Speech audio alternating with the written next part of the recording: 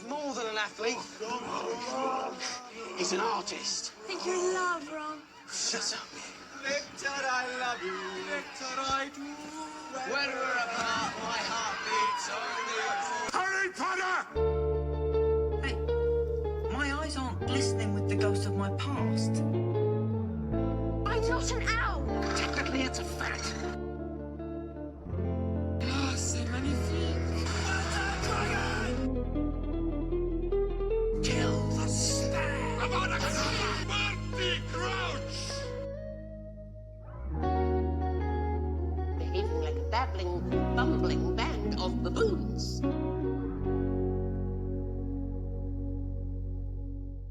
Junior. Hello, everybody, and thank you for listening to Retold, the podcast where I retell you my favorite story of all time, Harry Potter. And this week, we are talking about chapters 35 and 36 of the Goblet of Fire, but I never do this journey alone. I always have with me some very special guests. And with me this week, I have Jonathan. Hello. Yay. Jonathan, we already mentioned it, it's the first time we're recording in the living room together. Yeah. Normally we're like across from each other doing that, but it's special. All right, you see it. Check out the YouTube, listeners. That's what I'm saying. But anyway, listeners, thank you so much for listening. Jonathan, thank you for being here. We actually have had a bit of a hiccup involved in doing this episode. We'll get to that in a second. But first, to kick things off, we're going to do some Potter jokes, y'all. All right. I've been enjoying these. I've had some fun with this. I know You might have had some fun with this. you could have potentially. It's possible. It is plausible, certainly. But I've asked Jonathan to look up some of the jokes from the unofficial joke book, for Harry Potter unofficial joke book. I've looked up some. So Jonathan, hit me with a joke real quick. Okay.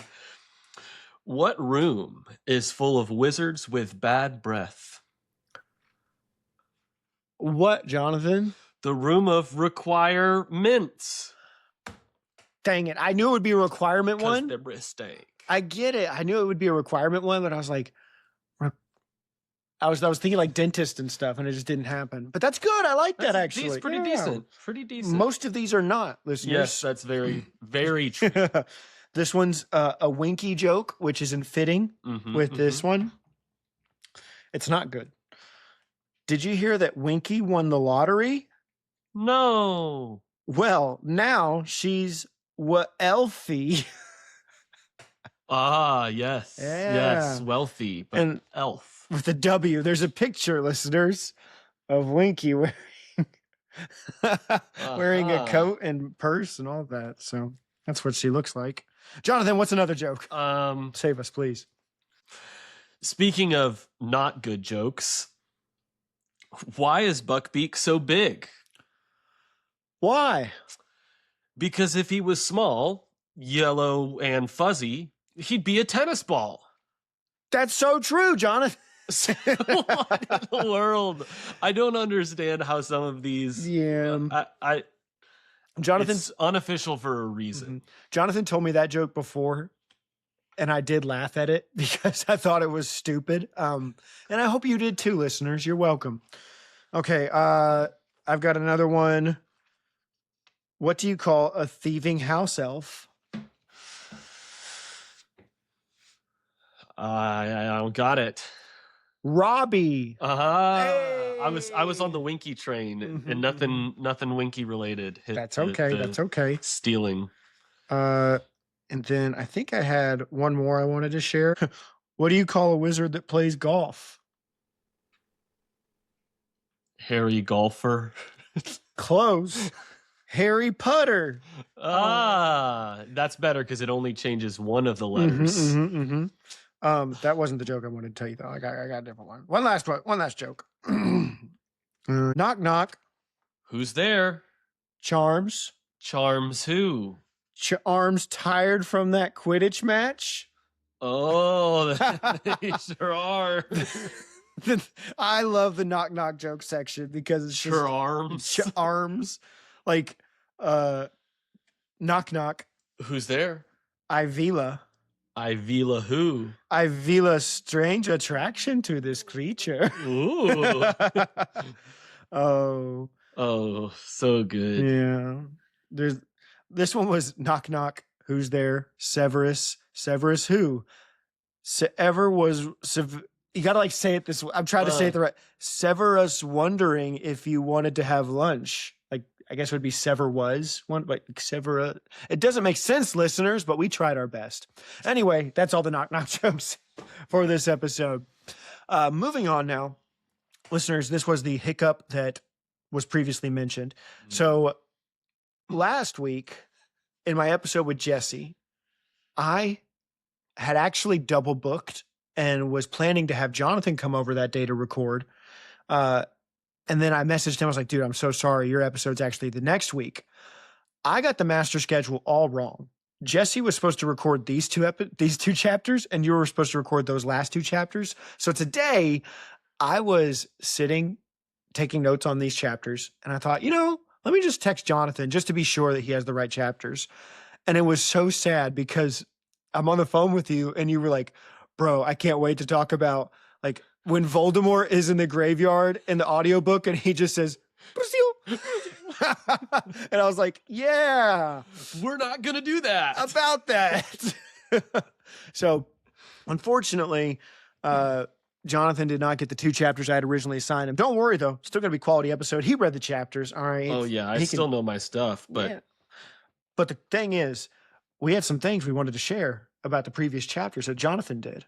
Would you want to do that right now or wait till after Quizzitch? No, I think now we can just give a couple of my thoughts, things I was wanting to bring up about the last 2 chapters. Yeah, so if you didn't hear chapters or if you need a quick recap of just some wonderings or wanted to hear what Jonathan, one of the founders of Retold, said, was thinking about chapters 33 and 34, well, you're in the right place. Yeah. So what were some of your thoughts? This is some bonus stuff. One of the things that tickled me throughout the whole time, yes, is Voldemort's characterization and just all that he's saying. You've got this melodramatic sort of insecure, passive-aggressive like undertones to everything where he says, I smell guilt. And it's like, well, no, actually what you see is fear. Like no one's feeling guilty about this. And then he's like, you deserve this pain, Wormtail. It's like, are you kidding me? We called him a megalomaniac. Yes. That's how he was coming across. He's like the crazy dude with the gun in the room. And it's like everybody has no choice but to listen to him. Yeah. And so he's going to ramble, do whatever he wants, and with his grand illusions of greatness. And the best part was, and I asked myself, and I answered myself. Like, I love how he does that like 3 or 4 times. Yeah, it's so funny. No one cares about me. I just thought that was funny. That it was also sort of insightful, and in that, I don't know, like the insecurity of a bully, kind of. Yeah, we're all my friends. I was about to give a hope that all my faithful Death Eaters, would any of them would come rescue me. Yeah. Yeah. So yeah, I liked that. That call out of the audiobook, the new dramatized version. It's so funny when I love the way that the actor, I don't know who it is that plays Voldemort, delivers the line, but in the book he's like chuckling because this Death Eater has groveled and tried to ask for forgiveness, and Avery. Yeah, and he's just is laughing and he's like, Chrissy. I felt that was very tasteful.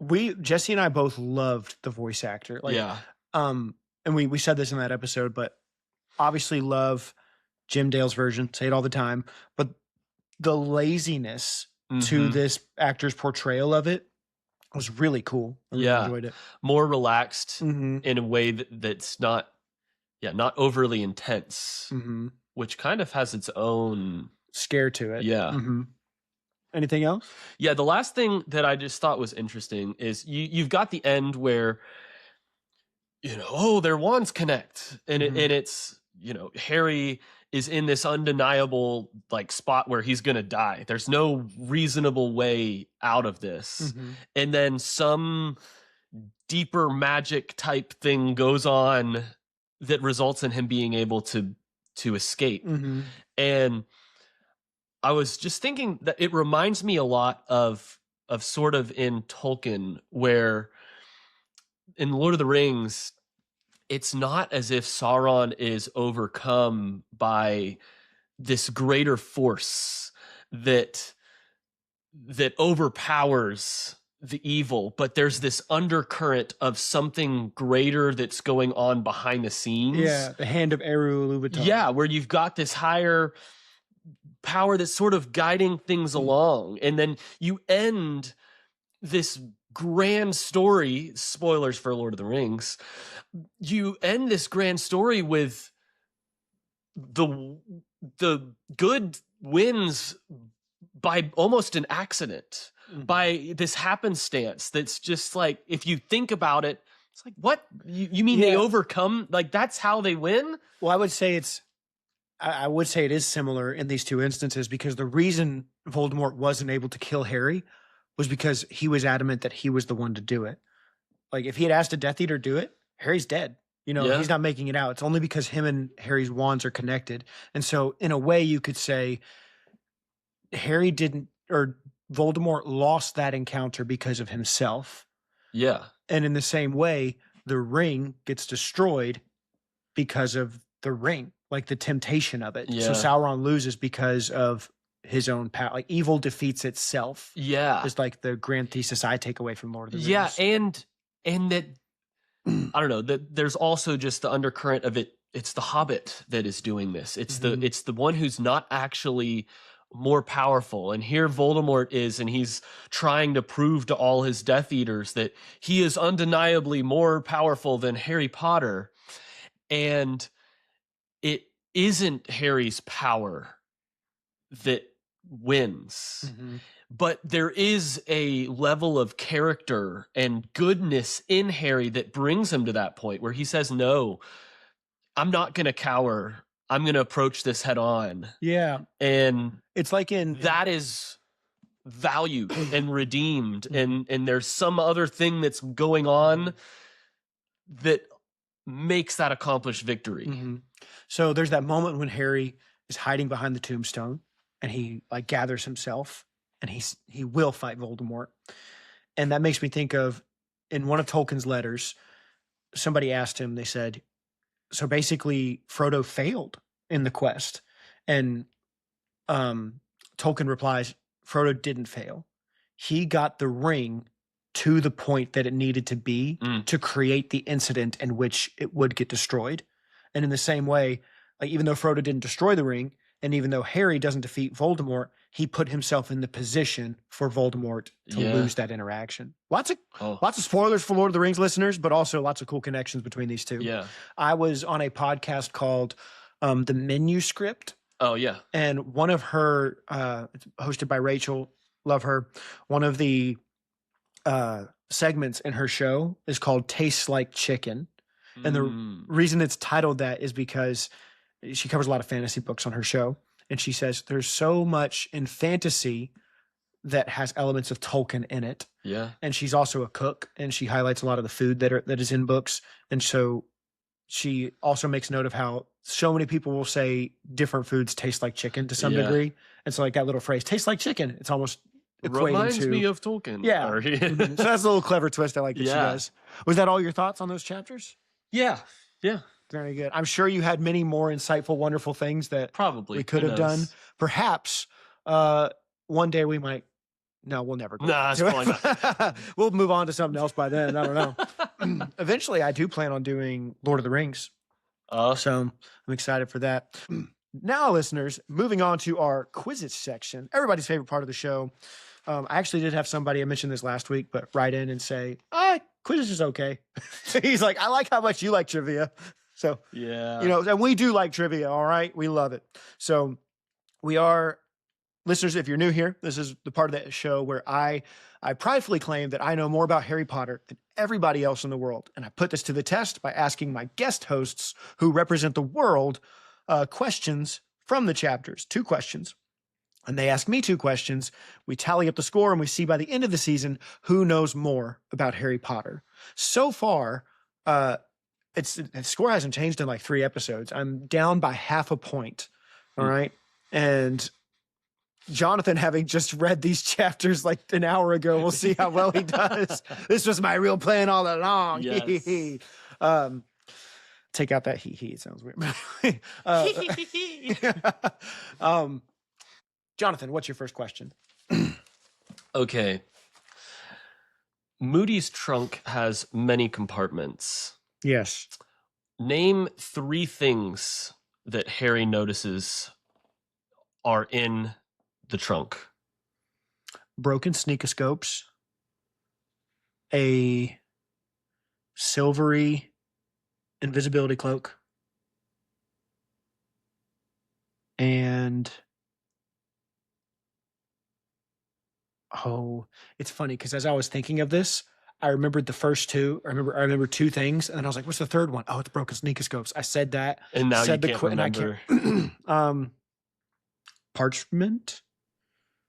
Yeah, I think it was there's parchment. Yeah, yay! Or Moody. You could say- Moody was another. I thought you were going to acceptable give me answer. Moody because I thought about asking you the same question, and I wasn't going to say Moody. I was like, Moody's obviously Moody's in. You also could have. Yeah, there was quills and parchments. There was also spell books. Spell books. I would almost said books is the other answer. So, yay! I got it right. Yay! All right. Your question is, what does Dumbledore ask McGonagall to do when they first discover that Mad-Eye Moody is a fake? Okay. He gives think about Severus a this. job, and he Yeah, gives yeah. McGonagall a job. So he has McGonagall goes and brings the dog to Dumbledore's office. Ding, ding, ding. That's correct. Just for funsies, do you know where the dog was? Hagrid's hut. Pretty much. He was in the pumpkin patch next to Hagrid's hut. Okay. Yeah.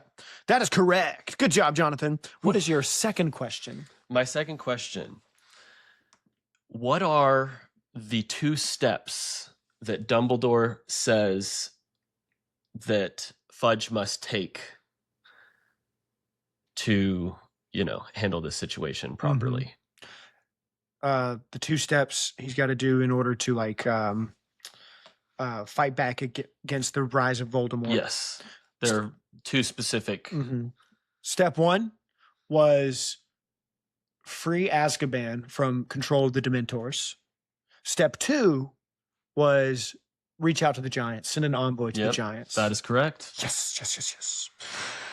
Very good. All right. And then your question is, I only have one thing left. Okay, good. I was like looking at all of them. How much does Harry win for prize money? 1,000 galleons. That is correct. Well, is it 2,000 galleons? No, it's 1,000. 1,000. 2-2 again. Okay. It was a pretty slim. I mean, lots of words, but not a lot of Quizzitch material. Well, I thought about if these had been your chapters, a way I would have stepped it up would have been something along the lines of like, in order, say the steps of, or like, what does Pomfrey have to do and what does Bill have to do? Like, what are the multiple jobs? Yeah. But just for funsies, do you remember what Pomfrey had to do? She needed to go find Winky and She needed to go console find Winky. That's right. So yeah, that I was going to ask one more, but it's all good. It's all good. So that wraps up our quizzes section somewhat. What we have to do now, listeners, is ask you your question from last week. And your question last week was, I don't know. Future Barry will come back in right here to give you the question for last week and answer that question right here. Thank you, Future Barry. Hopefully you got that question right. If you did, congratulations. If you got it wrong, better luck next time. Next time being right now. Your question this week is, why did Bertha Jorkins go to the Crouch residence in the first place? When she discovers that Barty Crouch Jr. is there, why was she there to begin with? That is your question for this week. If you want to answer that, write into theretoldpodcast@gmail.com or message me on Instagram at theretoldpodcast, or, don't. Anyway, those are all the quiz and stuff we have for this week. Score didn't change at all. Still 0.5 point difference going into the final 2 episodes of Quizzitch, because next week. It's just one One chapter chapter. with my friend Zach, who was on he was on last season in Prisoner of Azkaban. Then we have our best of episode. Mm-hmm. And I'm really excited for that one. I get to have Stephanie's pensieve on, if you guys remember her from early on in this book, and as well as Professor Julian. Oh. Professor Julian's coming back again. And I'm worried about Professor Julian because if listeners remember, I thought, now this is going to sound demeaning. He is a genius. He's a Harry Potter genius. He knows his stuff, but perhaps he didn't know how we did Quizzitch.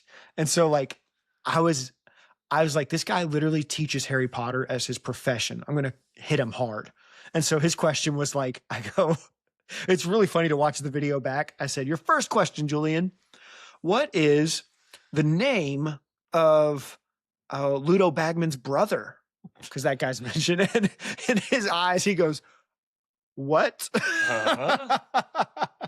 And he was like, I'm going to get you back. I'm going to get you back. Oh, and so I wanted to give him his opportunity to get me back. So he'll come in with some heat. He'll come in with some heat. So those are the next two episodes. And then we get to our Jeopardy episode, and that'll be with the guest has not been finalized yet. Oh, hopefully it will be very soon. But Jessie is making the board. As you know, she's run questions by you. She actually, sent me the board to get my thoughts on it. Yeah, I was. I felt so prideful because she said, I got rid of a 100 level question because I couldn't remember the answer to it. I said, well, what was it? She sends it to me, and it was, what does Rita call Dumbledore in that Daily Prophet article? And I was like, I knew what it was at the time when she texted me. It was, I knew what it was. It was listeners, you'll have to believe me. He totally knew it. I did. I'll tell you, I didn't know. But she sent me that, and I was like, yeah. It's hard for me to judge between the difficulty of these because I don't know most of these answers. I'm going to say it here just so listeners, nobody has to think about it. Did Bailey call me? You don't have to live in such suspense. And the answer, listeners, no, I didn't look it up at all. The answer was Rita called Dumbledore an obsolete dingbat. Yes. That's what it was. I did know it right. Look, Jonathan, it's in my texts right here. She sent that at 1:43. I replied at 1:44. Yeah. All right. I knew what it was. You can't Google things that quick. Not possible. It's impossible. Anyway, moving on now to our chapter 35 and 36 coverage. Let's get into it. Chapter 35, Veritaserum.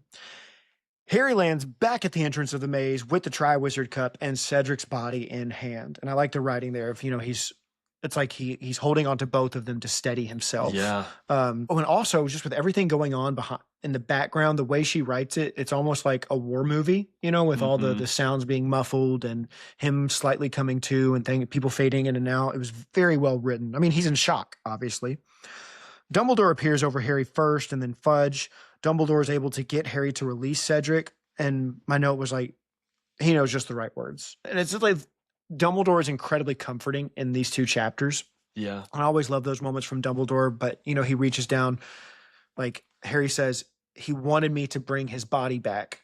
And I love the note from the narrator. He felt that was important to say. Mm-hmm. And then Dumbledore said, that's right. You can't do anything else for him now. It's like, oh, my heart hurts. I did tear up at one point in the second chapter. I'll tell you that later. But I also like the note of Dumbledore lifting Harry up with extraordinary strength is what it said for a man so like skinny or feeble, he always thought. But someone takes Harry away from it all, back to the castle. Harry's like, but Dumbledore said to stay. Doesn't matter. We find out that person is Mad-Eye, and he's dragging/carrying Harry back to his office, and he's questioning Harry the whole time. Yeah. What's going on? What happened? Did you see the Dark Lord? And it's interesting. He keeps switching back and forth the different names for Voldemort. Mm-hmm. And he even drops a Voldy bomb, like says Voldemort, which I guess we can say at this moment now because this chapter's reveal it. It's not Mad-Eye Moody. Yeah. It's Barty Crouch Jr. And I thought it was interesting that Barty Crouch Jr. had the gall to call him Voldemort. Yeah, that's fair. I'm wondering, did he do that because that's something Mad-Eye would do? Yeah. Or is... I mean, I feel like at this point, as he's dragging Harry Yeah, away. he's lost it. He is no longer Mhm. pretending to be Mad Eye. And there's definitely like this in his head. He views this father-son relationship with Voldemort, and this intimacy with him in a weird way. So perhaps he's like, I can call Daddy Voldy by his name. It is. I did. It's interesting, like listening to the audiobooks, just the difference where obviously you can hear, at least in these new dramatized ones, Oh, amazing. you can hear that it's Moody that's talking Mm-hmm. rather than like at the very start, even though it doesn't say, oh yeah, it's Moody. Mm-hmm. But when you're reading it, you have those couple of lines where you're still in this disoriented, what is going on world. Yeah, you already know who it is. That was interesting to me as well when I first listened to the chapters of, because every once in a while there's a line that has no person's name attached to it. Mhm. And so as the reader, you're always kind of like, I wonder which person said that. But in the audiobook, They've got to make a choice. they got to make a choice. But so we find out it's Moody. Mhm. He makes Harry drink a potion. And I had 2 notes about this.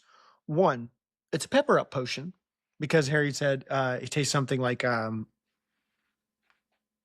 this isn't going to sound that clever. I think it even says peppery. And I was like, pepper up potion. I was able to catch that, listeners. Did you see that? The fine hints are not lost. The most insightful reading you've ever heard.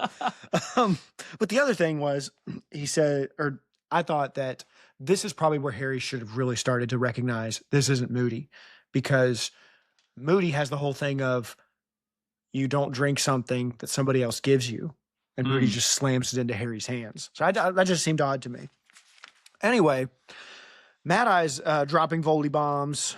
Then Harry tells Mad Eye that Voldemort came back using his blood. And then they start to talk about the Death Eaters. And this is where it really gets good. Like, so obviously we're in love with the new audiobooks. So good. And James McAvoy, freaking Mr. Tumnus, the way he voice acts all of this scene, the madness that he descends into, the different like cadence switch ups that he does. Like, I love how fierce he is in one moment and how like insane he is. He's like, I had to follow you every single bit of the way, and you almost messed it up. Yeah. I did not account for your stupidity. Like, oh, it was so good. Like, it just maniacal and insane as it goes on. I love it. Very, very well acted. Mm-hmm. So he's angry. Moody is angry at those Death Eaters. All right. Did he forgive them? I want you to tell me if he forgave those murderous, traitorous scums who would not even brave Azkaban for him. Oh, Like, loved it. you hypocrite. Yep. Like you were trying to escape, just like all the other people that got off. And he lies in the courtroom saying like, I didn't do it, Father. Oh, no. Yeah. Saved by the gavel in your own eyes. That is interesting. Yeah, I've always wondered about Otherwise, you'd be a traitorous whatever. But he's like, but I had to suffer. Yeah. So I'm going to at least get credit for it. And then he says, tell me that he said I was faithful. Tell me that he hurt them. And then we get the line, if there's one thing I hate, I told you, Harry, it's a Death Eater that walked free. That is a really cool, I don't know. You obviously he's play acting as Moody this whole book, but there's still that thing that is true, and it's a cool callback to that, him saying that, and that also having truth for his actual character. Yeah, it's true. But in a different way. Yeah, true for Moody because he didn't want any Death Eater to go free. True for Crouch because he was not jealous, but like, I guess he had this jealous love for Voldemort that like you guys wouldn't suffer for him as well. Yeah. So you guys weren't real. And then I wrote all these notes, and then I also Moody put Harry's name in the old Gobby because like that's at the beginning of that tangent, and I was like, oh shoot, I should make that a note. Oh yeah. But that's where we find it out that it was Moody all along, or Barty Crouch Jr. Mad Eye Fakey. I love the I did by James McAvoy. The whole section of like, who put your name in the Goblet of Fire? I did. Who called like Dobby to this things and did all this? I did. I gotta say, the Dobby plan seems paper thin to me. You think so? Yes. To think that just mentioning, oh, this task is coming up. Do you think Harry's gonna think to use gillyweed, and then to just assume that Dobby is then going to steal. First off, know that Professor Snape has gillyweed, know what that is, then go immediately steal it from his stores. Yeah, I'll push back. And give it to Harry. That seems just totally like a paper thin. I think plan. I would push back on just one point. The thing I would agree with is that I don't think he knows Dobby well enough. Like, he just said that Dobby gave him, Harry says at the Yule Ball, Dobby gave me some socks. It's like, now, okay, now I know that relationship. Yeah. Well, maybe in Mad Eye's, maybe there's something about the wizarding world we don't know, that like wizards know that if a house elf would do this for a wizard, he certainly loves him tremendously. Maybe that's what you could argue. But everything else does check out with me, because I think Dobby would know what's in Snape's stores because he cleans it. Or even Moody could have dropped that information. Do you think he cleans Snape's stores? You think Snape is going to say, yeah, house elves, come and clean my private stores? So the argument against them coming into his stores would be he has that spell put on his office that ghosts can't get into. Yeah. But the argument against that would be house elf magic is pretty daggone powerful. They really can apparate is. in and out of Hogwarts unlike anybody else. So it's pretty wild. Maybe. But he did know what gillyweed was because Mad Eye says it right there. He's like, I staged a loud conversation with McGonagall and said, I wonder if Potter would think to use gillyweed because it does blank. Well, yeah, but I mean, it's one thing to hear someone say, if you told me, like to go get some turmeric, and I was looking at a spice cabinet that didn't have I mean, I guess you probably have labels, maybe Snape. So, okay, maybe. But still, I think 50, that's such a stretch to think, oh, my big plan to do this is going to be to allude to this thing, I think, and hope that the house elf steals from a professor. Yeah, I agree. I think the last two things I would say is, one, absolutely, I do agree. And I think he even voices that concern of like, I thought it was all going to fall apart. I thought we lost it here. I was most concerned during the second task. So he even wasn't that confident in the plan. But also the line of, and he says it about Cedric, but it also applies to Dobby, decent people are so easy to manipulate. So maybe. Yeah. I mean, it worked. So anyway, he tells Harry his master plan. It's the evil villain speech. Love when he says, it wasn't easy. I had to contend with your stupidity. So I already mentioned that. Oh, also, I saved you in the maze, bro. Like, I felt bad for Harry in that moment because Harry's like, I made it through the maze. I could have won. And he's like, that was all me. I cursed all those things out of your way. You couldn't have done it. He says he basically took out the other champions in the maze as well. And my note here was, it's kind of crazy that the other schools don't have officials around as well. Like, they just completely trust Hogwarts, especially after the bungle at the beginning of the year to allow 2 Hogwarts champions.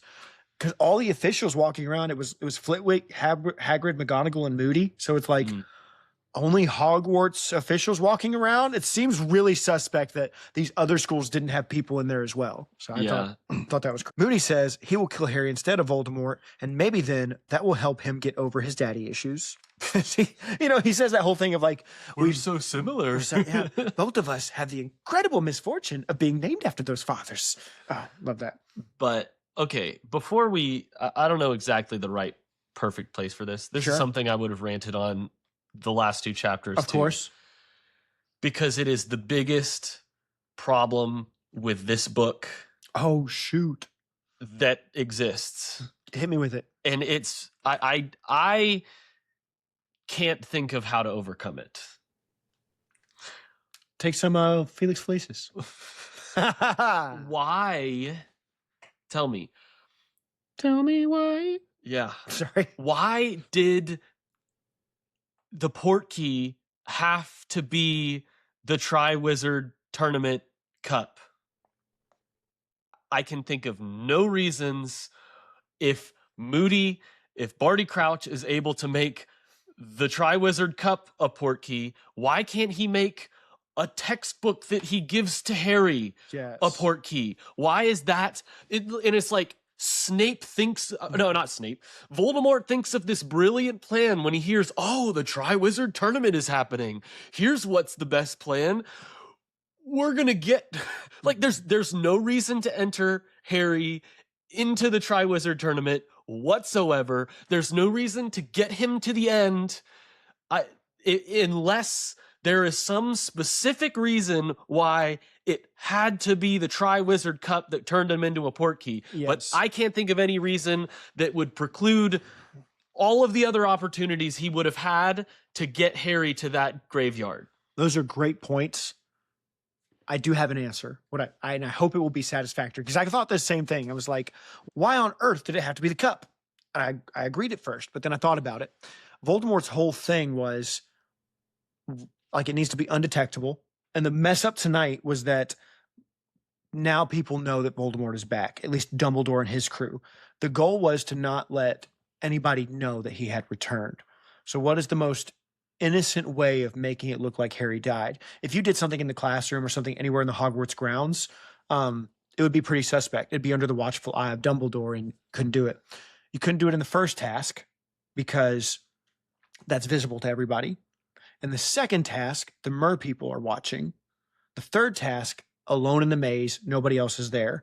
And because the whole thing of getting him to die during the tournament was, this tournament does kill people. So hopefully we can kill him at the tournament. We can't kill him on Hogwarts grounds. Dumbledore will figure it out. So let's get him away. And to me, that kind of checks out, because the whole goal was not to be discovered.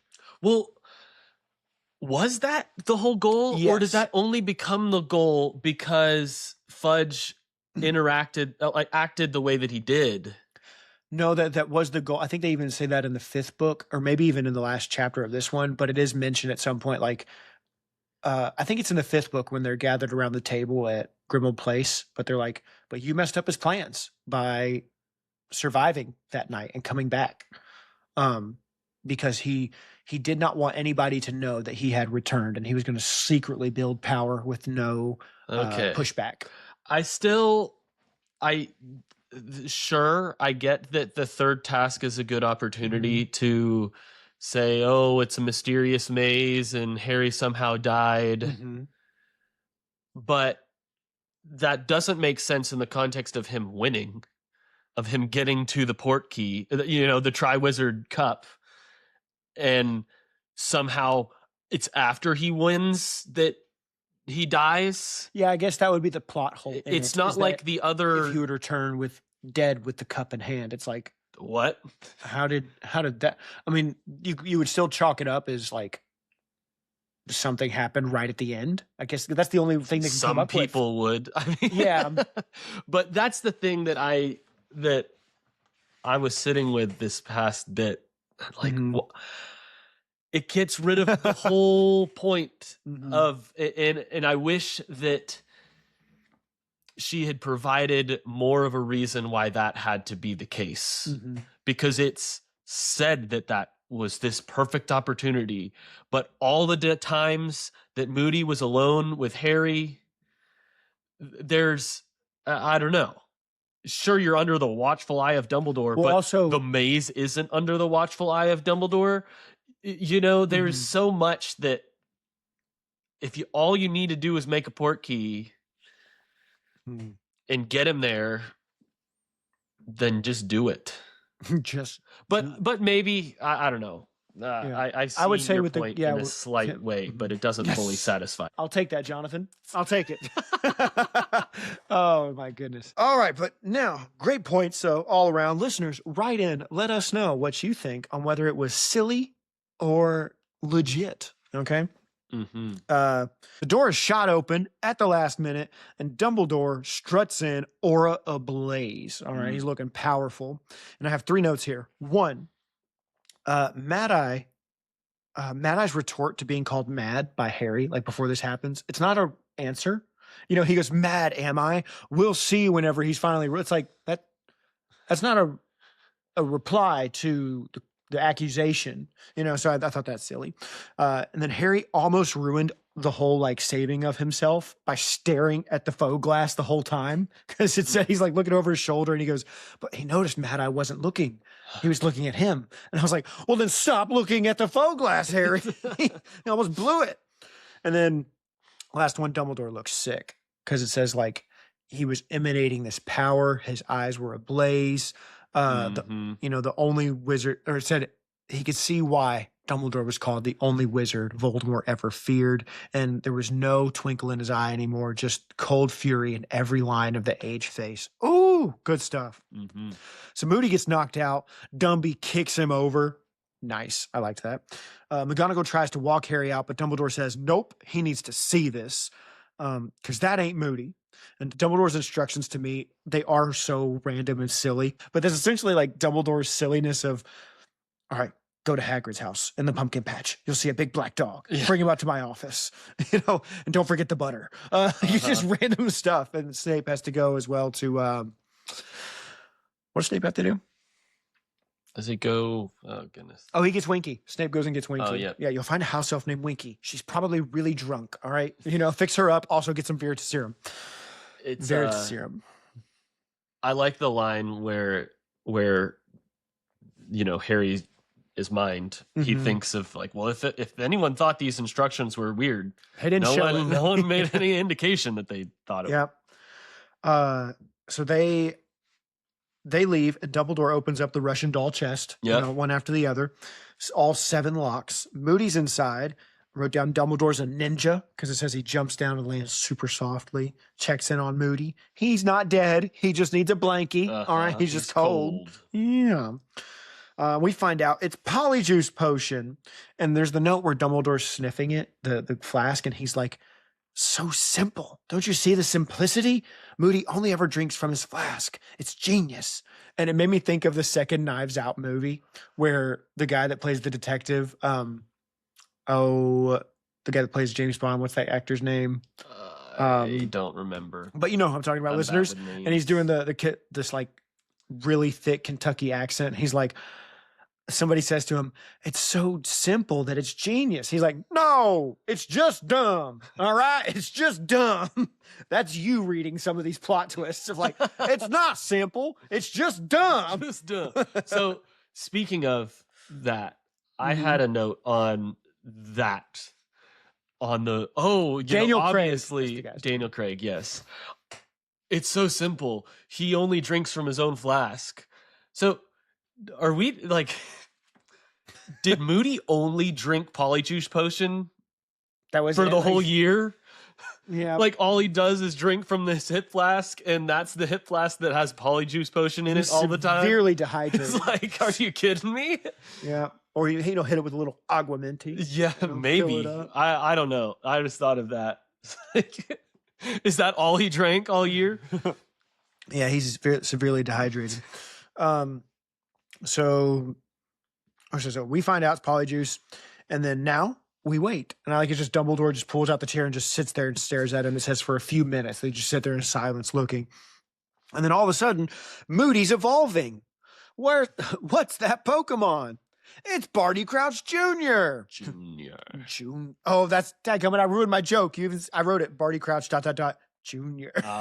Rats, listeners. Run it back. It was funny. Yeah. You would have loved it. Snape and McGonagall show up. They got Winky in tow.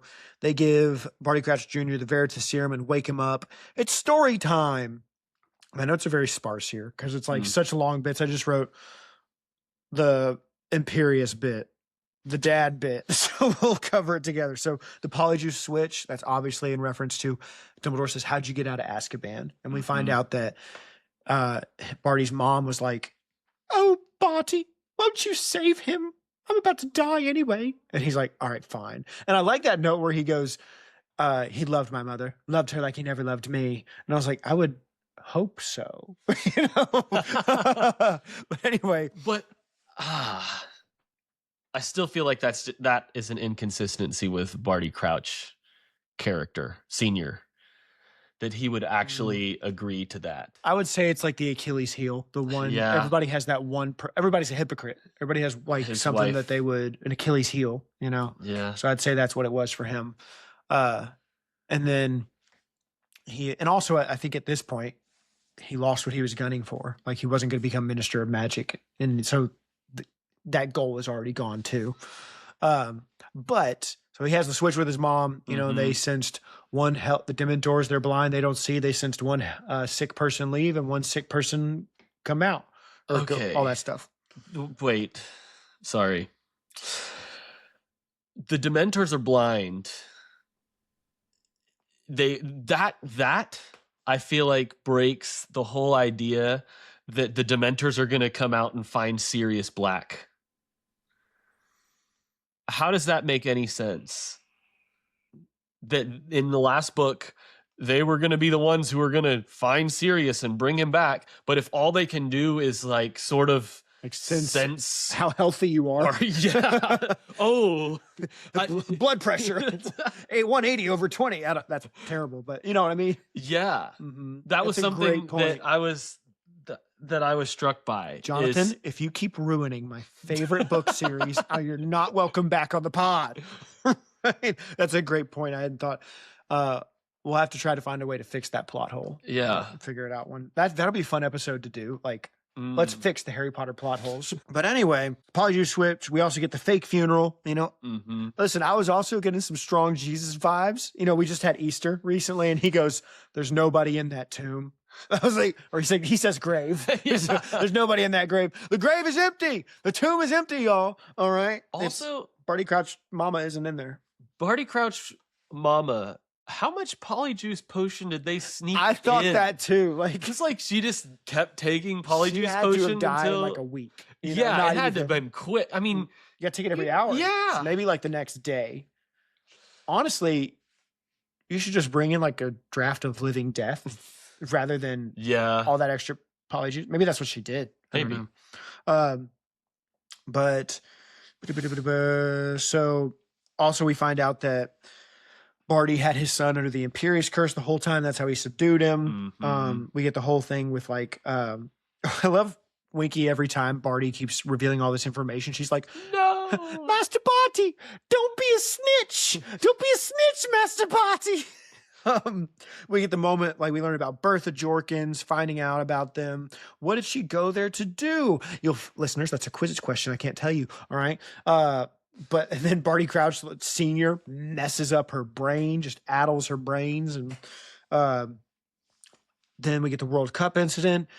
Barty Crouch Jr. was behind her. That's the genius of it. Him, like that open seat at the end, and he pulls Harry's wand out of his pocket. And then I wrote down, oh yeah, dumb move to let Winky go. Like, I really think it was one of the stupidest things Barty Crouch Sr. could have done was to let Winky go free, to not be a part of it, because she has the secrets, and she's also like one of your only helper in subduing this guy. Yeah, she failed, but like so did you. too. Yeah, you know. So I thought that So was you super. can have a better chance on your own. Mm-hmm. Wormtail and Voldemort show up one day, and that line when he says like, and then my master came, and I was like, oh, this is creepy. Like, he came for me. Did not like the smile that he has on his face when he says it. But they show up, hit Barty with the Uno reverse card, put the Imperious curse on him. All right. And then Barty, I wrote down, he has to be a beast in order to take out Moody, because no way Wormtail was carrying his much weight help. there. Yeah. And so Barty Crouch Jr., sick wizard. We know he had 12 OWLs. He's a genius. He's part of the group that took down the Frank Longbottom and his wife, who were incredible aurors, and he could take out Moody with a handicap, you know? Yeah. So he's pretty sick with it, I imagine. Barty Crouch Sr. fought back one day, but then Junior used the map to find and kill him. Like whenever because Voldemort sends the signal, hey, Wormtail screwed up, you got to catch him.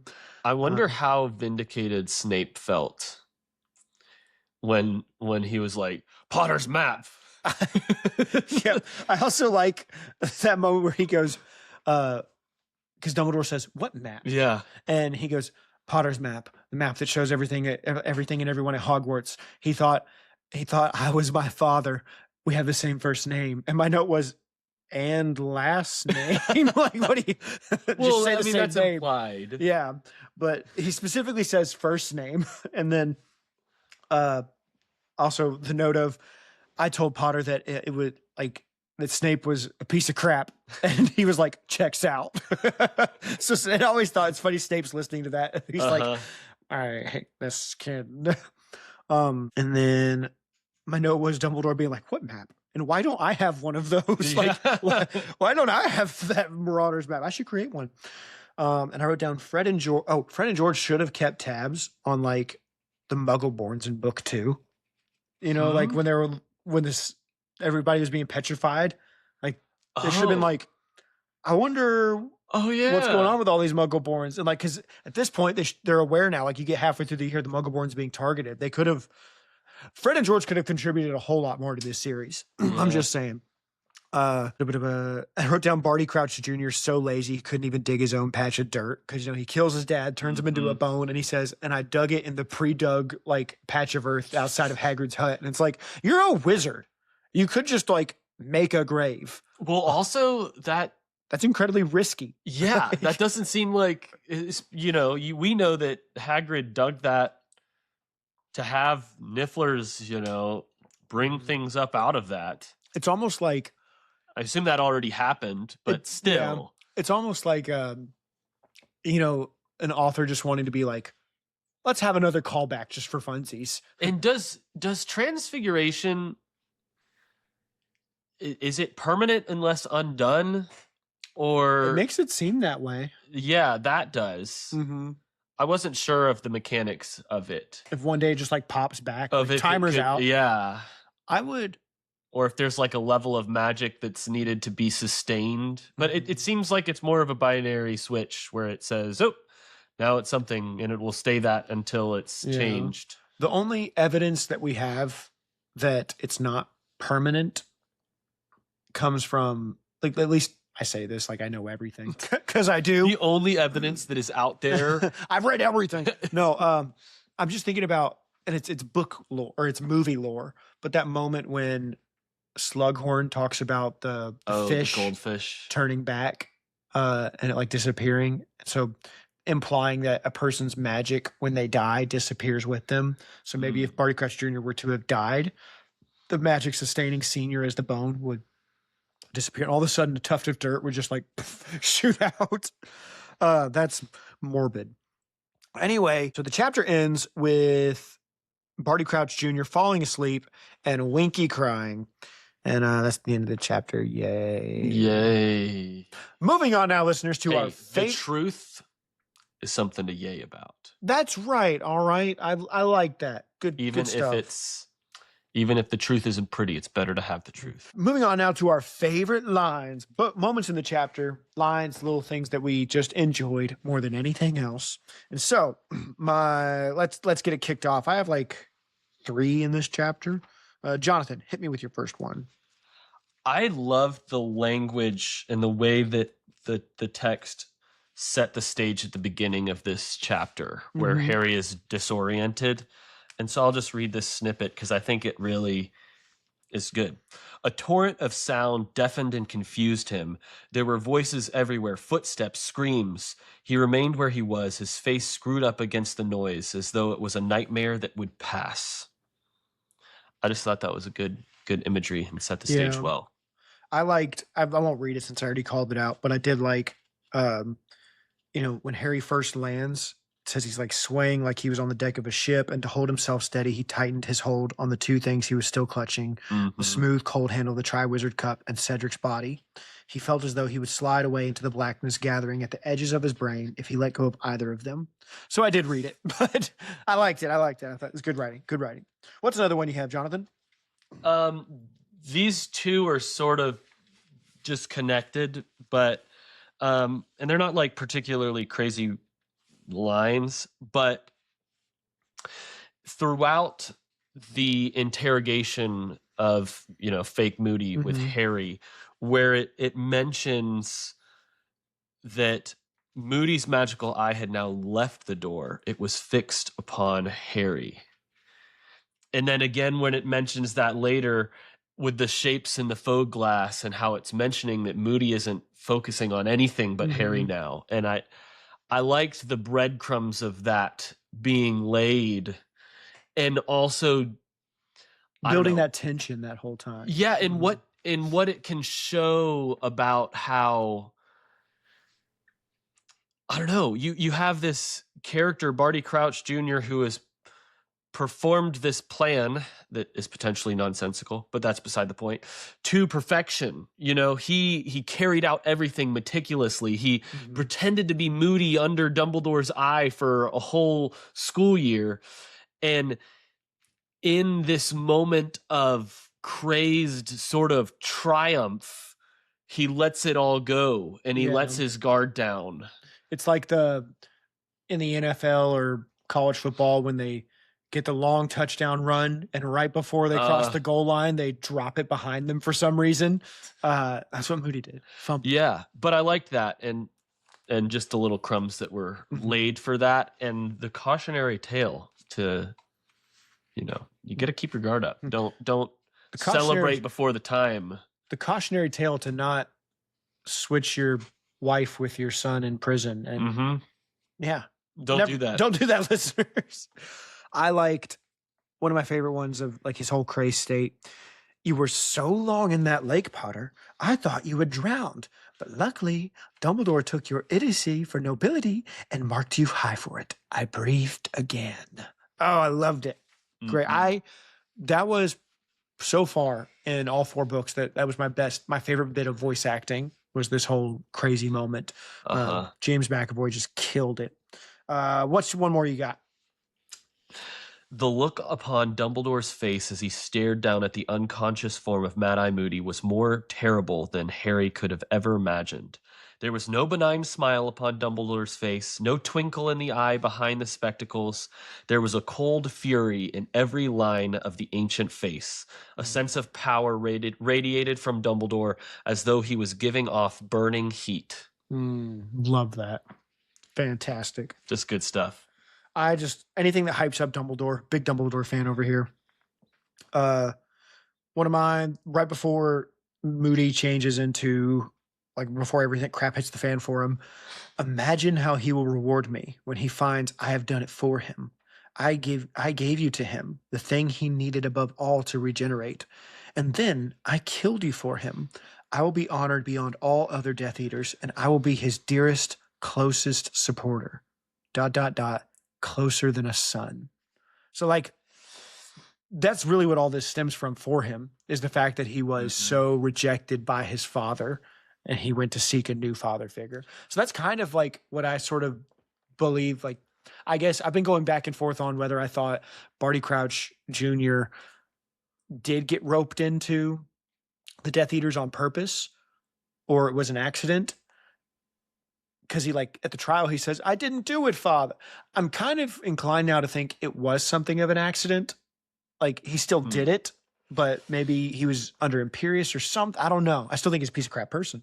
But something going on there that he was a stupid kid, but the rejection of his dad in that moment fully sent him over the edge. Well, and I don't know. I think some of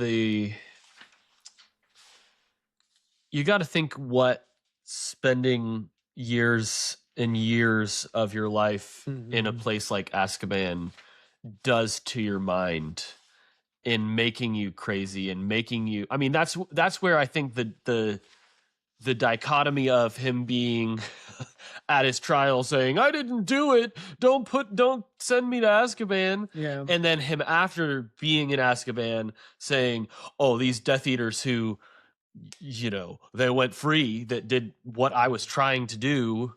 Yeah. That kind of makes that make sense. You could also defend that by saying, well, if Barty Crouch would have gone free, then maybe he would have actually looked for Voldemort. And maybe that's what he's got more of a beef with, the fact that they just kind of chilled. Yeah. But I agree with all of that. Did you have any more favorite lines? No. Very good. So moving on now, listeners, to our Transfiguration section. These are changes that the movies made from the books in the Harry Potter series. So changes that the movies made, that the Goblet of Fire movie made from these 2 chapters. 1, both of the Diggories are present in the book. But the movie, I don't know if we see Mama Diggory. And not only that, Amos is walking over in it's iconic. It's some of the best acting in the Harry Potter series. I love it so much. I think it's so heartfelt and it's memed to death because, you know, our culture can't hold anything sacred or revere anything or feel, you know, but that is a powerful, powerful moment. But Amos comes running up in the movie and he cries over his son's body. But in the book, he's like on his way. We don't actually see that. The real Moody is awake whenever he's discovered in the movie. Like whenever Dumbledore, actually that's the other change. Snape opens up the trunk in the movie with the spell. And in the book, Dumbledore opens it up with the key. And whenever 7th key. That's right. Magical number. And whenever the trunk does open, in the book, Moody's asleep down there. But in the book, or in the movie, Moody is awake. And he's like, I'm fine, Albus. That's all he says. Then Veritaserum. The Veritaserum is used like in the book before he wakes up because he gets knocked out. But in the movie, he never gets knocked unconscious. He gets blasted into a chair and they run up to him and pour the Veritaserum down his throat. And then I think he changes before. Yeah. I forget which. I think he changes. Oh. Yeah, they speak in your ignorance. No, they gave him the Veritaserum, and that's when Dumbledore's like, "Are you the real Alistair? No. Is he in this room?" And then he looks at the desk. So yeah, it's before he changes. Yeah. And then Harry's like, "If that's Moody, then who's that?" And then and it takes off the eye, all that. Also, there's no Winky. No Winky in this. There's a lot. Basically, those are the only two questions they ask Barty Crouch Jr. in that scene is like, are you the real Alistair? Is he in this room? And then he turns back and all that Junior says afterwards is like, he goes, I'll show you mine if you show me yours, and like shows his death mark. And then Harry shows his blood mark, which makes no sense at all. And then the whole thing of like, I'll be welcome back like a hero. Yeah. Those are the only There's no mention of weird tongue flicks. And that's the other thing. Oh, that's for the next chapter. That's for the next chapter. But yeah, so those are all the transfigurations for this chapter. Good stuff.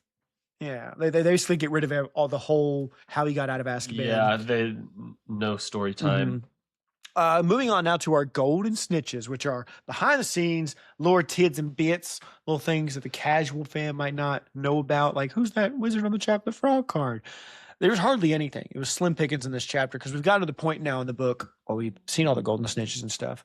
The only thing I have is Moody's trunk. I could have referenced it earlier because it has been mentioned before, but Moody's trunk was a heavily bewitched magical trunk owned by Alistair Moody. Checks out.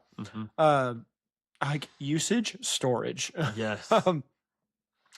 And it had 7 locks on it and the trunk opened to a different assortment of objects for each lock. And that it calls out a different, like another one of the changes is that in the movie, and you kind of mentioned this before, but when Snape opens it, it is 7 different trunks in there that like extend up. But in the book, it's 7 keyholes in a row that you have to. Yeah, and it was like the same trunk. Magically, it's the description in the book is you open the first keyhole and here's what's in the trunk. Then you open the second keyhole and it basically is replaced. Yeah, but it's the same space. I like this one. In the film adaptation of Harry Potter and the Goblet of Fire, Snape uses a spell to unlock Moody's trunk, possibly the box blasting charm. Could be clever. And that's really all we have for Golden Snitches for this chapter. Yay! We're about to move on to the next chapter. Jonathan, do you need to take a break? I do not. Fantastic. I'm here for the long haul. That's right. Well, moving on now to chapter 36, The Parting of the Ways, which the movie kind of like does a ode to that at the beginning of the movie when they get to the World Cup. And the Diggories go one way, the Weasleys, Hermione, and Harry go another way. They go, parting of the ways, old chap, and they high five and walk away or shake hands. They don't high five. But anyway, so chapter 36, parting the ways. Dumbledore binds up Barty. Minerva ain't scared. That's my note because she's like, he asks Minerva to stay and watch. And I love that note of like, even though she had this look of disgust, her hand was quite steady. Yeah. Which is really impressive. Like, she just saw all this, heard that all this dude was capable of. He could take out Barty, he could take out Mad Eye Moody, and she's just like, try me, bro. Make one move. So she's locked and loaded. Snape, go get Pomfrey and Crouch. Not Crouch. Fudge. Yeah. I'm sure he'll want to question Barty, and that will be just fine for everybody. Yeah. Mm-hmm. Dumbledore tells Harry they got to go to his office, and they'll get to see Sirius up there, so that's cool. I wrote down, I felt so bad for Harry because, like, I've read this book so many times, I know it's about to happen, and the note says, like, Harry didn't want to examine the memories as sharp as pictures in his mind. Like, he just wanted to just not think for a while. And I'm like, oh no, he's gonna have to go to the office and relive it all. And that's exactly what Dumbledore makes him do. I did like the moment where Harry says he's so weak and frail when he's in the office. He's just so tired. Instead of saying hello, Fox, it writes low Fox. He's just so sleepy. We get some great Dumbledore lines, of him saying, like, if I thought it would help you to do this stuff, I would do it. But I know better. And it's one of my favorite lines, so I won't say the whole thing here. Same. You can have it. I'll let you know. Yeah. And Fox helps too, because he gives a nice little low note, and Harry's like, all right. Okay, that was gives me nice. the comfort I need. Yeah. It's like my daughter, my little infant daughter with her sleep noises, have the little sleep soundtracks upstairs, and she just hears the little thunderstorm, and it has a 20% success rate at getting her to fall asleep. And that's high. But they talk through everything that happened. Voldemort now has Harry's blood in him. And I wrote down, why are you looking at me like that? Because it says Dumbledore had this weird look of triumph in his eyes. He's like, what was that about? We learned more about Priori Incantatem finally, because it was funny to me that was the name of a previous chapter, yet there's no explanation for it. The word's not even used. Yeah, that's true. I didn't think about the fact that that chapter didn't say any of that. No. But I mean, you did have the precedent set to know that was the spell that regurgitated. Yes. Whatever the wand had last done. Mm-hmm. So you could have. Yes, but this is like even a different form of that. It's true. Mm-hmm. That's true. And we'll get more to that in the Golden Snitch section. Snitch section. But they talk through everything.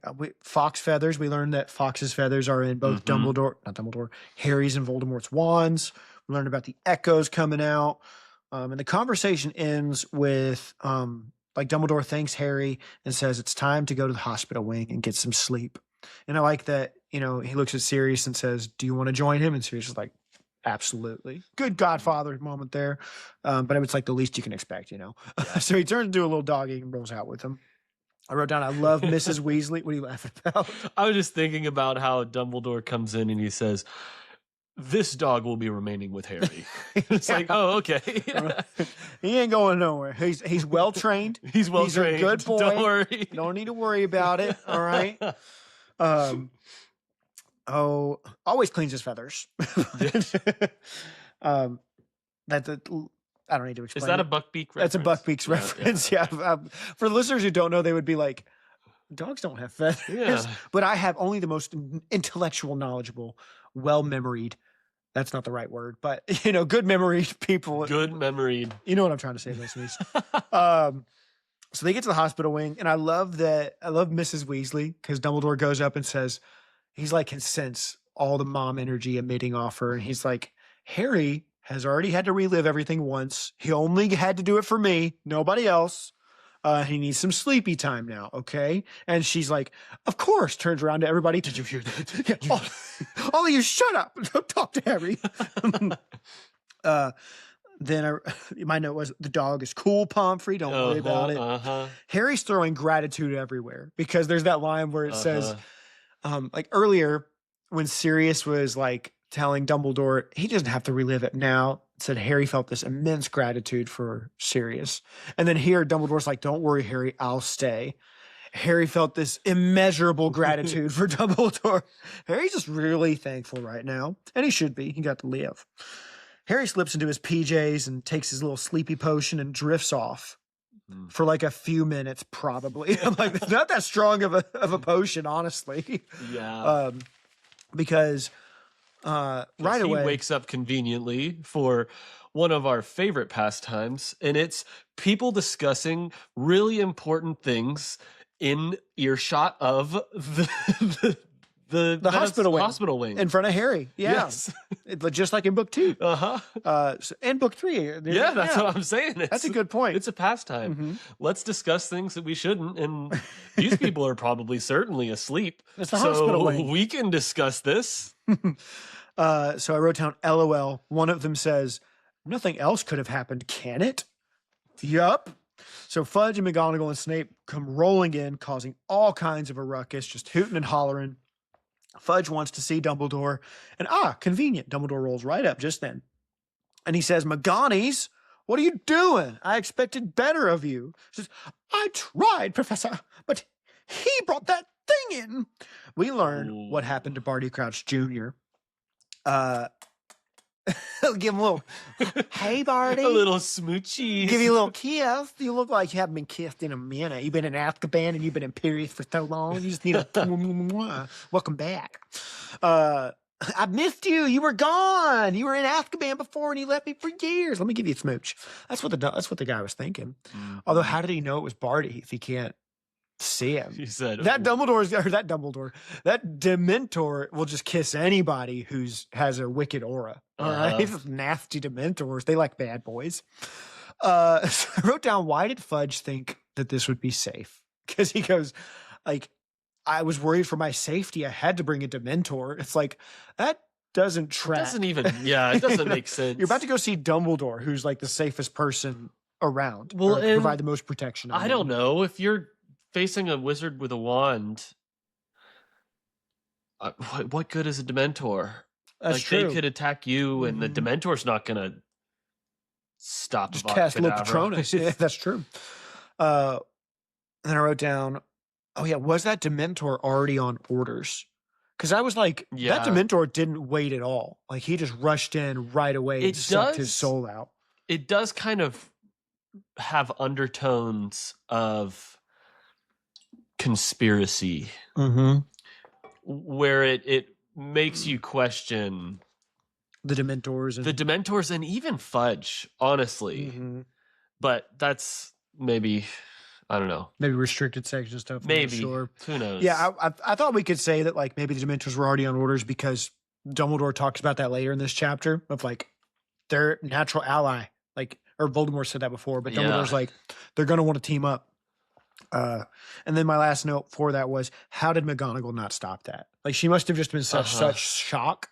She was like, I'm super focused on making sure you don't go nowhere. Oh, what's that? You know, like, a Dementor? Like, she was so steady. Her hand was steady. How did she not stop it? I thought she could have done it. But anyway, Fudge thinks that they are all in a tizzy about nothing. The Dementor probably did them a favor. They say that Voldemort came back bodily, and Fudge refuses to believe it. All right. He's still in that tomb. All right. He ain't risen. I bet those disciples, those Death Eaters, stole the body. That's what happened. They made it up. That's right.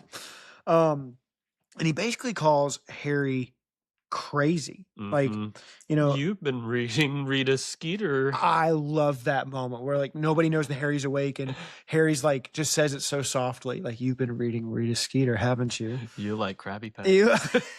That's the meme. That's essentially what it is. You like Krabby Patties, don't you, Fudge? Oh, I love that. So Fudge gets like, he does get embarrassed by that. He's like, so what if I have? So it'll go straight to your thighs, and then you'll explode. Blow up, yeah.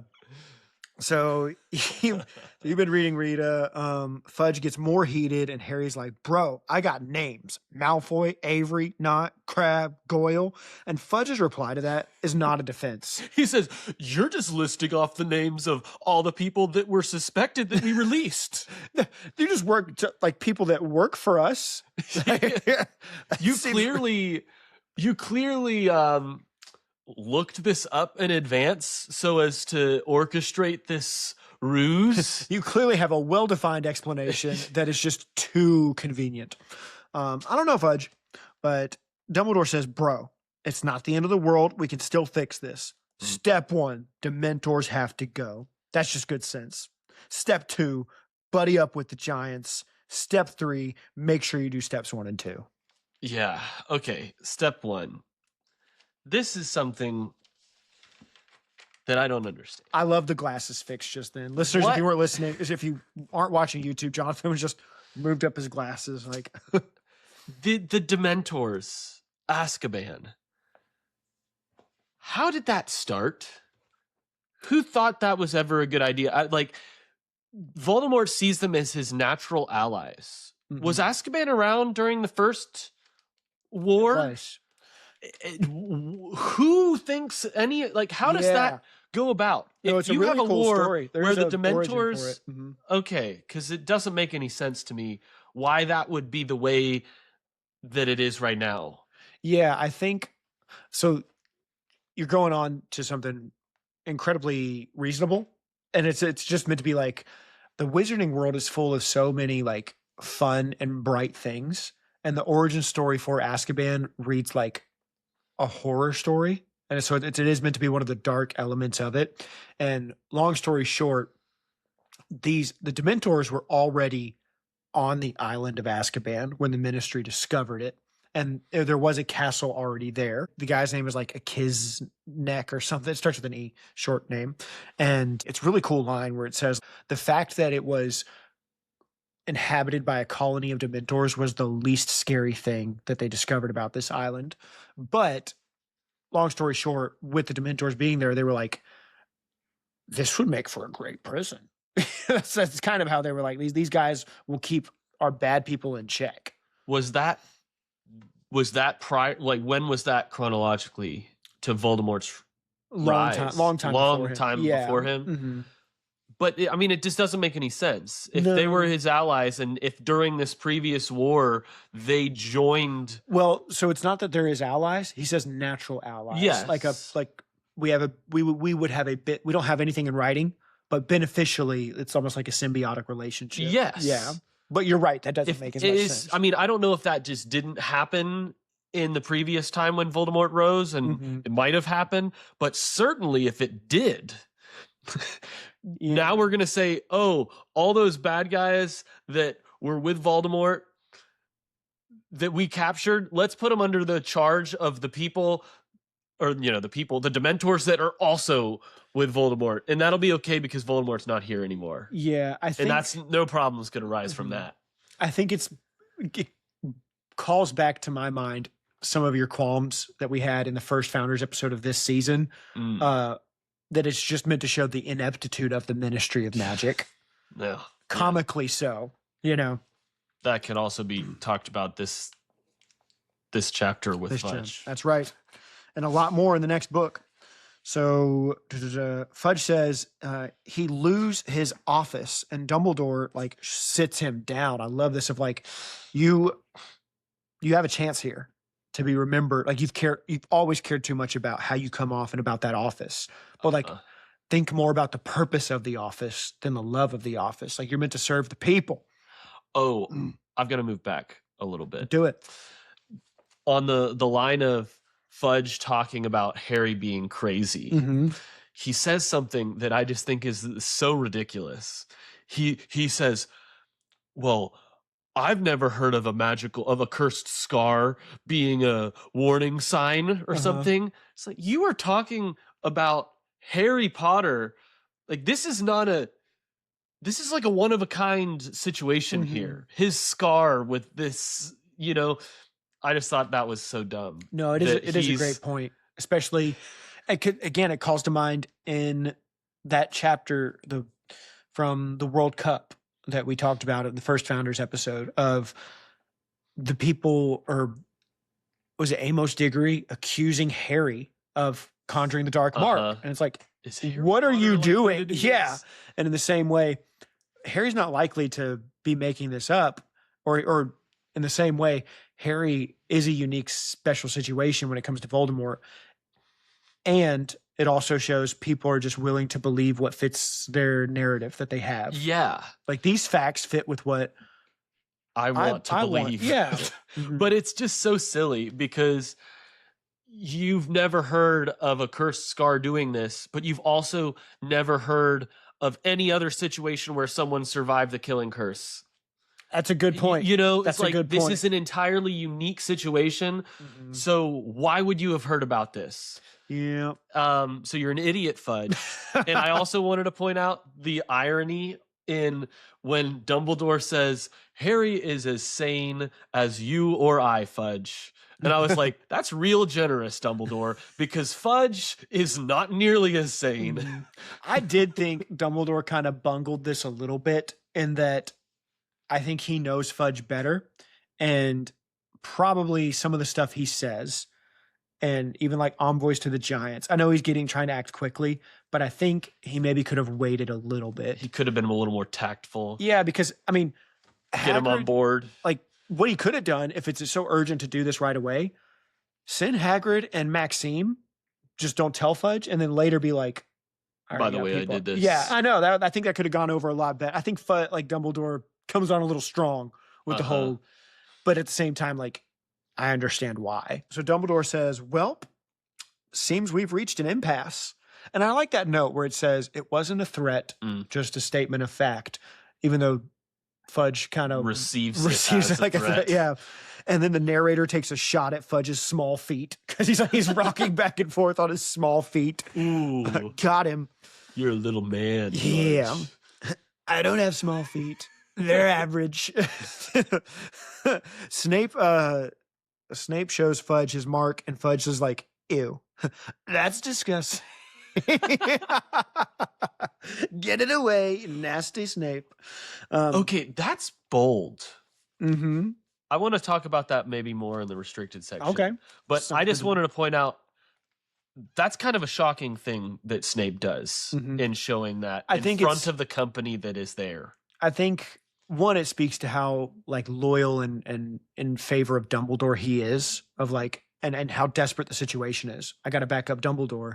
Yeah, this is the most effective way I can do that. But you're right. So, but Fudge rolls out. He's like, "Oh yeah, by the way, Harry, here's your money." And I was surprised that he's able to walk the whole floor length back to Harry without saying a word and just drop that money in front of him without anybody being like, "What are you doing? Like, why are you walking it? You've just been insulting this Why are kid, you calling him walking crazy." towards Harry? Yeah, I thought that was odd. But anyway, no, it's okay. He's got money. He's got money. So he leaves, and immediately Dumbledore calls the Avengers to assemble. So Bill has to go talk to his dad, but be discreet. Can't let nobody know what you're doing. McGonagall goes to get Hagrid and Hagrid and Maxime, maybe. He's like, if she's willing to come. Pomfrey goes to get Winky. Somebody knew that in the Quizzitch section. Yeah. Good job. So I thought that was interesting. My initial interesting thought when I was reading that is, oh, Dumbledore thought of Winky, even in the midst of all of this craziness where he's trying to literally organize the resistance to Voldemort's behind the scenes rising. He considered this distraught and distressed house elf, which was pretty cool. But then also I kind of softened that in my own head when I considered that he kind of sets into action what he does next once Pomfrey is gone. So that might have been the primary motive to say, I need to get Madame Pomfrey out of here because she's not supposed to see this whole serious reveal. I think it can be both. Yeah. You know, it's like so many plans working together. And then we get, as you alluded to, the Sirius and Snape handshake. You know, Snape reappears. Molly doesn't help the situation at all. Like, and Ron, of all people, is like, Mom, chill. Calm down, bro. He's cool. We've known he's not that evil murderer for over a book now. I know you're my mom, and like I should probably tell you more, but like, anyway, just get over it. So they really do not like each other. That's my note, but they do their little handshake. Dumbledore's like, it's like parents whenever you and your sibling would fight. All right, now hug each other. Okay, and you don't get to leave until you get to hug. And I wrote down poor Harry because he doesn't want Sirius to leave, but Sirius has to go talk to gather the old folks, all the old people, Lupin, Mundungus, and Arabella. Is Sirius the right candidate to get the? That's a good point. He's the right person to go to Lupin. So Lupin, maybe that's the situation. Maybe he's like, now me and Lupin will go. But I'm like, I don't know if this was widely it seemed like Sirius Only is Dumbledore being and the good trio knew. new. And so I'm thinking, oh, you're sending this guy who these people still believe to be an evil murderer who It had to be betrayed Lupin the Potters. first. Yeah, it had to be Lupin first. To be like, hey, Voldemort's back, by the way. And even then it's like, I'm with Dumbledore. and even then it's like, now take the word of this formerly accused murderer and the werewolf. You know, I don't think Mundungus Fletcher is the kind of guy to be as non-discriminatory as Dumbledore would like. That's a good point. That's a good point. And then the next one. Oh, and I wrote down, I love Sirius when he like gets to the door and he turns it with his paw. It's so cute. And then he trots on off. And Snape heads off to do what must be done. Yep. Dumbledore looks at Snape and says, so, you ready to do the thing? And I do like that moment. As much as I hate Snape, we can't say much about it here, but again, Snape, Harry comments, has this weird look in his eyes. He's like, yep, let's do this. And off Snape goes. Several minutes later. Paler than usual. Yeah. And I did find this interesting. The next line says several minutes later, Dumbledore goes down to talk to the Diggories. Like he says, this is what I have to do. But it's almost basically implies they sat there in silence for a few minutes. And what I imagine is Dumbledore is like having to collect himself before he goes and talks to the Diggories about their son that just died. Yeah. Again, a lot of great character moments for Dumbledore in this chapter. You had to settle yourself down after the fire and like change your demeanor. This is what you just business. All right, now transition compassion. To this. I like that. Molly and Harry have a moment that make me cry. This is the moment of like when he's laying there and Molly goes like, you need to drink your potion. And there's that little nod to them being poor because it says her arm nudges the winnings. But then she goes, think about what you're going to do with your winnings. And he says, I don't want that. That was meant to be Cedric's. And then great writing of just saying that's when he starts to feel the pinpricks in the eye, the burning in the throat, all this stuff. And the moment where it's like, he'd never been hugged like that by a mother. Oh, I stopped. I was on the couch right over there, listeners. My wife's next to me and I was like, Bailey, you got to hear this. This is so good. And I read like the whole page to her. So that was beautiful. And then Hermione just ruins it. Just with the loud funk. Shouldn't do that for listeners. With a loud funk. And, she's like, sorry. Didn't mean that. Don't worry about that. And then Harry until the restricted section. That's right. And then Harry just throws his potion back and fades to sleep. And that's the end of the chapter. Yay. Hey. Moving on now to our favorite lines, listeners. Jonathan, do you have your first one locked and loaded? I do. And this was the one that you said you'd give me. You can have it. Dumbledore says, if I thought I could help you, Dumbledore said gently, by putting you into an enchanted sleep and allowing you to postpone the moment that you would have to think about what has happened tonight, I would do it. But I know better. Numbing the pain for a while will make it worse when you finally feel it. You have shown bravery beyond anything I could have expected of you. I ask you to demonstrate your courage one more time. I ask you to tell us what happened. I love that. I love it so much. It makes me think of, this is such a weird analogy, but a couple years ago, my last like family dog died, like childhood dog died. And I was still living at home. And that night I like just looked at pictures of her and wept in my room by myself. And then I was good. You know, and I've had it happen before where I lost a dog that was precious or even people and I like put it off. And then one day like it all hit, but I made myself kind of feel it in that moment, felt the pain, cried the tears, and then I was able to move on.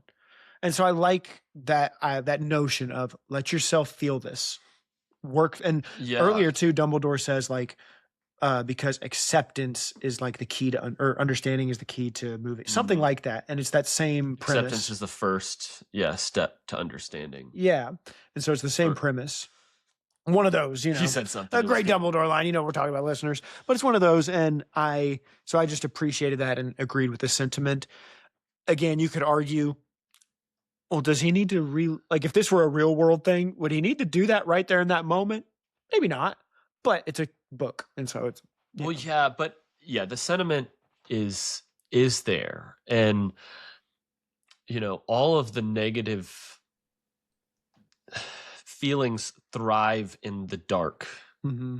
And there is something good about bringing things to light and sharing them with other people, even if they're heavy. And the temptation is to not do that. And I don't know, like that's what leaves you alone. That's what leaves you in that place where there's not people that can come and carry that load with you.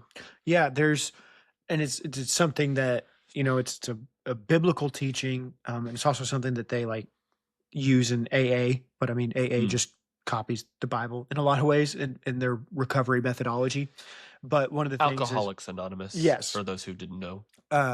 But one of the things that they teach is like isolation is the cause of addiction, or like those two go hand in hand at least. Yeah. And because if you hide things and you keep them to yourself, like it just gets more and more twisted. Yeah. But being part of a community and bringing those things to light and sharing things with other people, that enables you to like fight these bad things, accept change, move on, grow, become better. Like we need other people. And so I like how you phrase that, keeping it in the dark and to yourself, letting it grow and fester. That is what would happen if you never shared these things. Yeah. So good stuff. I like that one. Mine was near the beginning of the chapter. Professor, Harry mumbled, where are Mr. and Mrs. Diggory? And this is so after all of that incident with Barty Crouch Jr., there with Professor Sprout, said Dumbledore. His voice, which had been so calm throughout the interrogation of Barty Crouch, shook very slightly for the first time. She was head of Cedric's house and knew him best. And we talked about it near the end of the chapter, but I love these character moments with Dumbledore, of the deep care that he still has. Like he has to have this business on, but he has this deep care for his students. Yeah. What's one of your other favorite lines, Jonathan? I like this statement we get about Dumbledore seeing Fudge. And he said, but he cannot now give testimony, Cornelius, said Dumbledore. He was staring hard at Fudge as though seeing him plainly for the first time. He cannot give evidence about why he killed those people. And that kind of leans into what we were talking about earlier with, I don't know, there's something, it leaves room for thought about what is going on with Fudge and how much of this is him. Oh, like the conspiracy element you're talking about. Yeah. How much of this is him being a daft idiot? How much of this is him being so desperately clinging to his position that he's willing to overlook anything and turn a blind eye? And how much of this is maybe even something worse than that? And I don't know. I like just that moment of seeing a glimpse of Dumbledore seeing like, oh, you're going to keep going with this? Like you actually are defending what happened here with this Dementor? It's like there's no evidence that can be given now.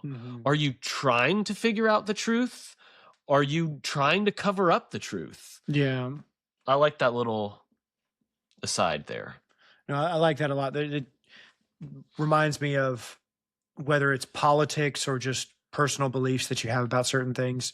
If the other side does something, not like always viewing it negatively. If your side does something, always finding a way to justify it. When it's like there's good and bad on both. I appreciate that line as well. My other favorite line, I will say it again, said Dumbledore, as the phoenix rose into the air and resettled itself upon the perch beside the door.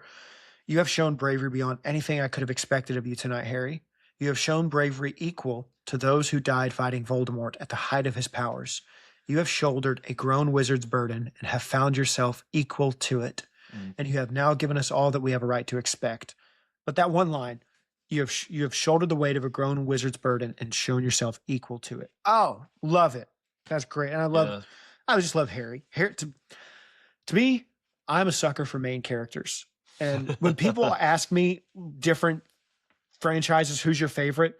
I'm like, it's Harry Potter. Yeah. Who's your favorite Avatar Last Airbender? It's Aang. Aang's my favorite. Like so many times, it's always the main character. Naruto, who's your favorite? You just said it. Naruto. Like, I'm a sucker for it. Anyway, did you have any more? Yeah. Hit me with it. The only one against whom I intend to work, said Dumbledore, is Lord Voldemort. If you are against him, then we remain, Cornelius, on the same side. So I like that phrasing of it, of the cadence of it and where he places then we remain on the same side. Like, Dumbledore's like King James version of speaking.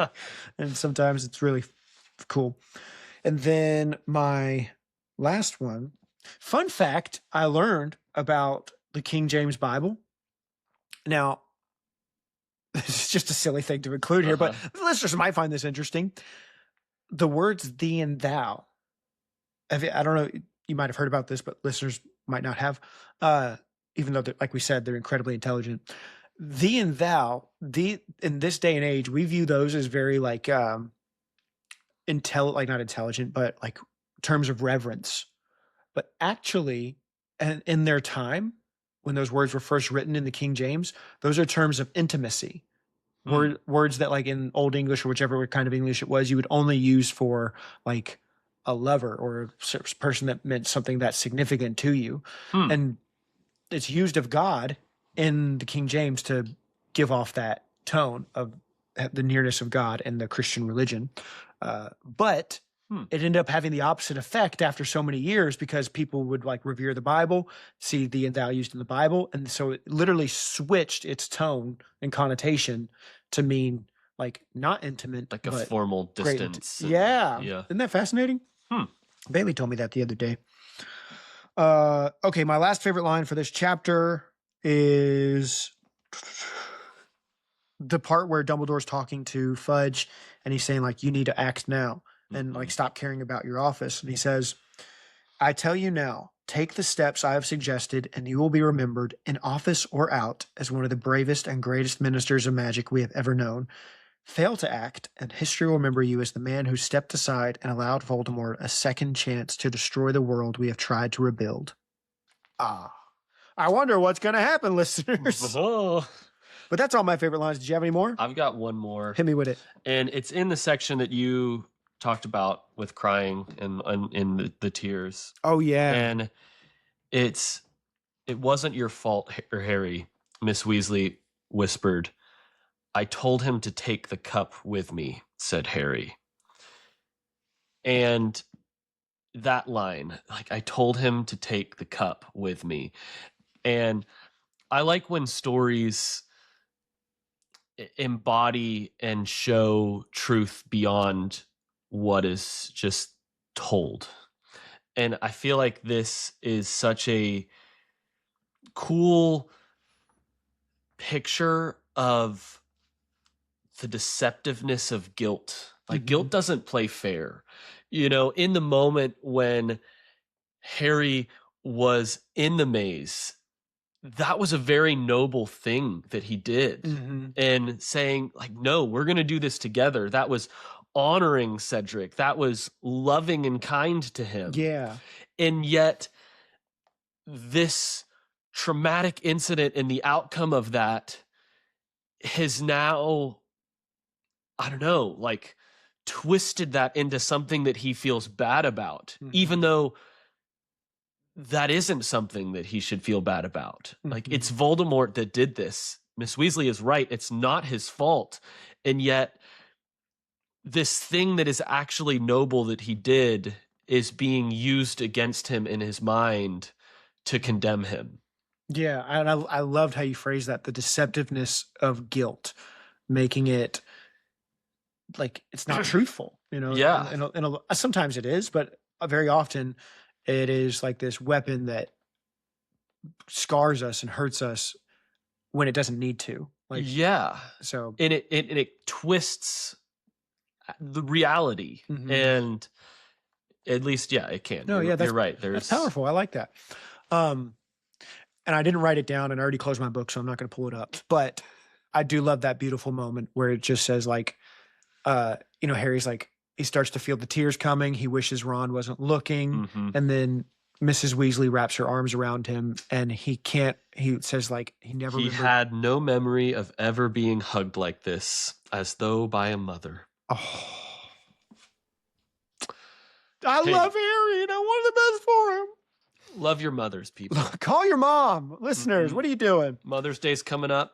That's right. It's actually the due date of my baby. Hey. So that's pretty cool. That's cool.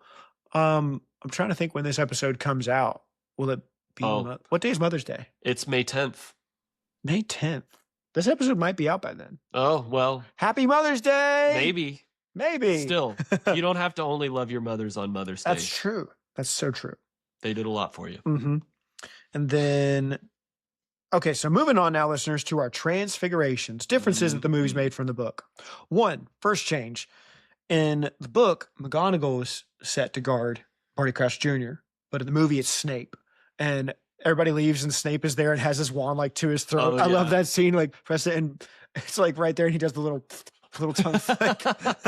And Snape is, like, poking him like he's a slug. It's like, oh, what is this? There is no altercation with Fudge. Like, the whole hospital wing stuff doesn't happen.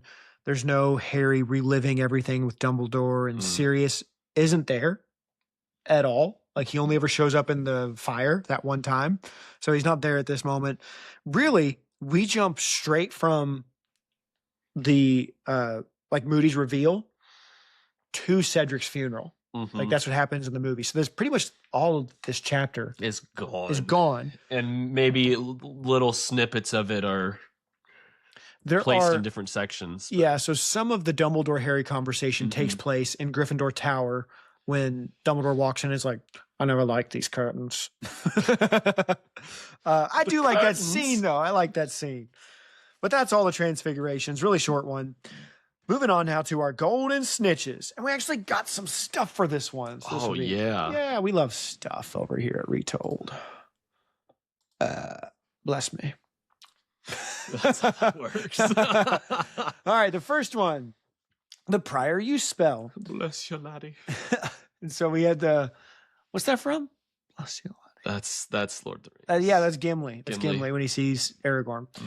So prior incantato, that's the one we heard before, but this time we get priori incantatum, otherwise known as the reverse spell effect, was an especially rare manifestation of priori incantato that occurred when two wands of the same core, that is taken from the exact specimen of animal, attempted to duel each other. The winner's wand forced the loser's wand to produce echoes of the most recent spells performed in reverse order.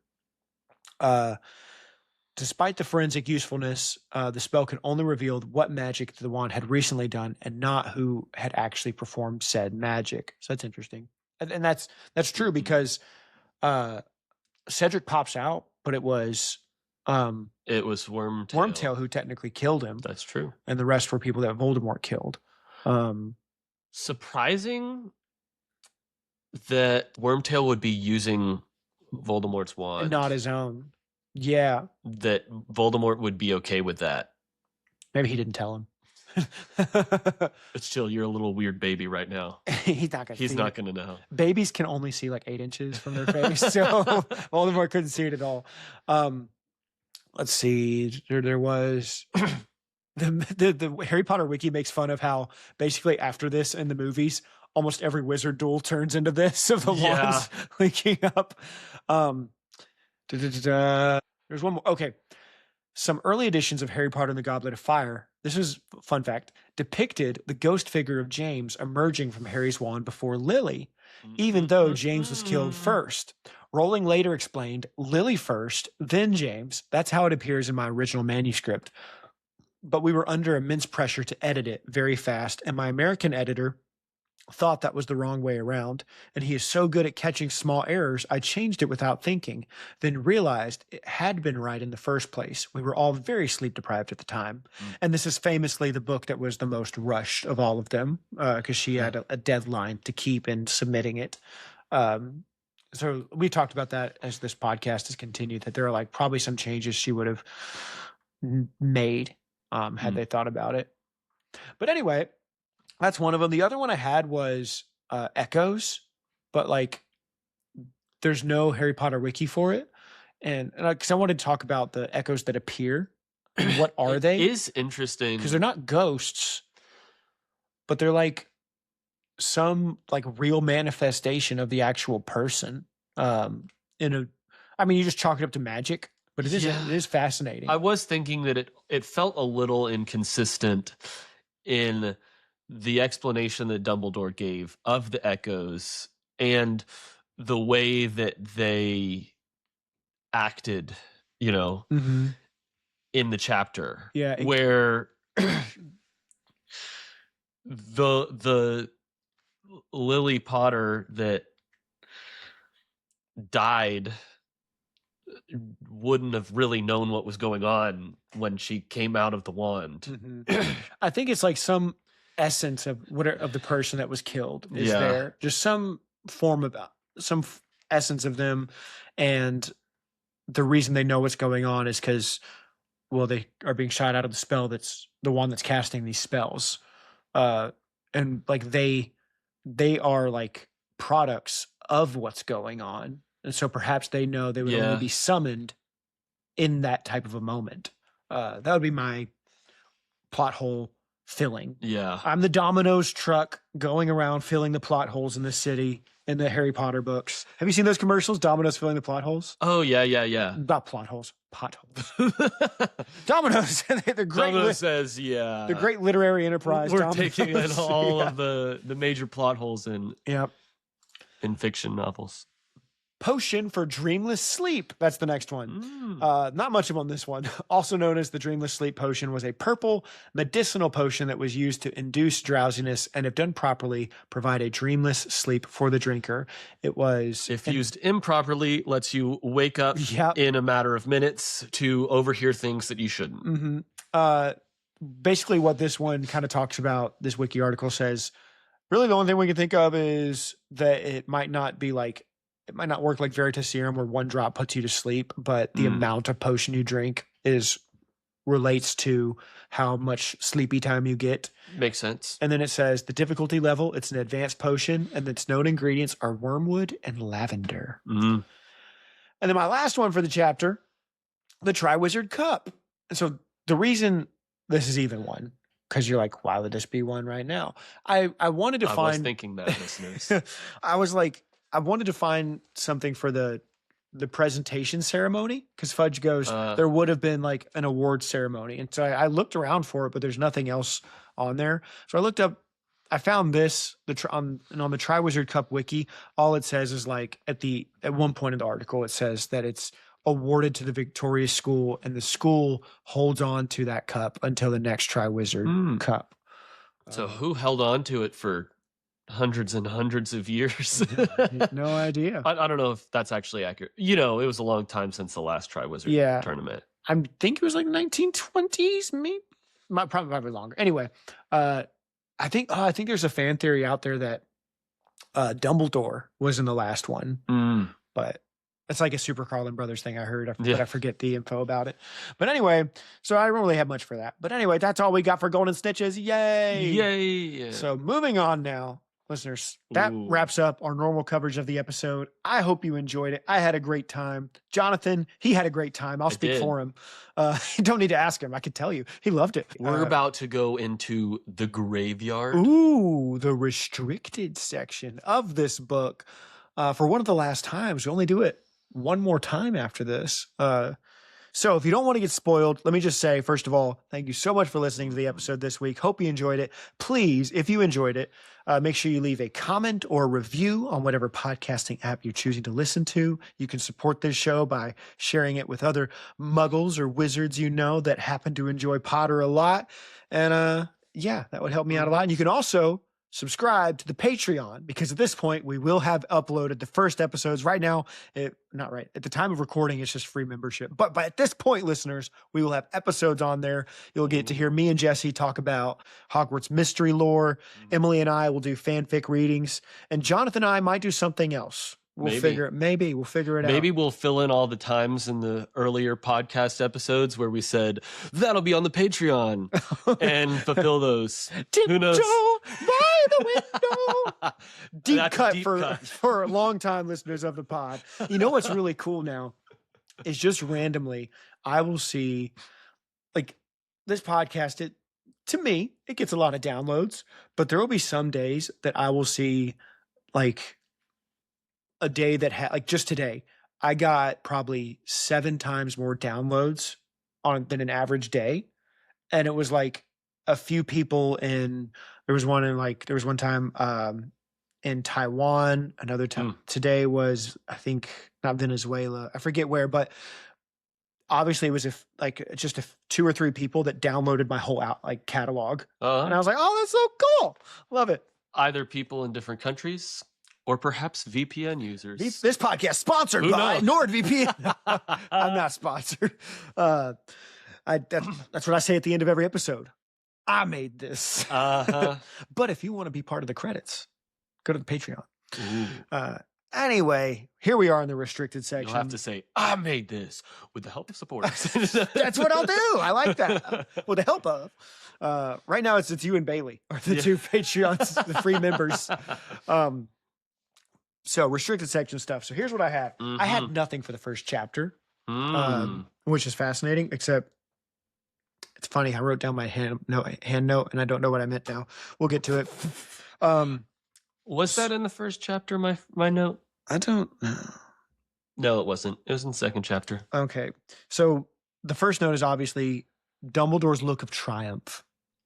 Yes, I noted that as well. Yeah, and so that's one of the things that's on the internet everywhere. If you just give it a quick Google, people always talk about what it meant.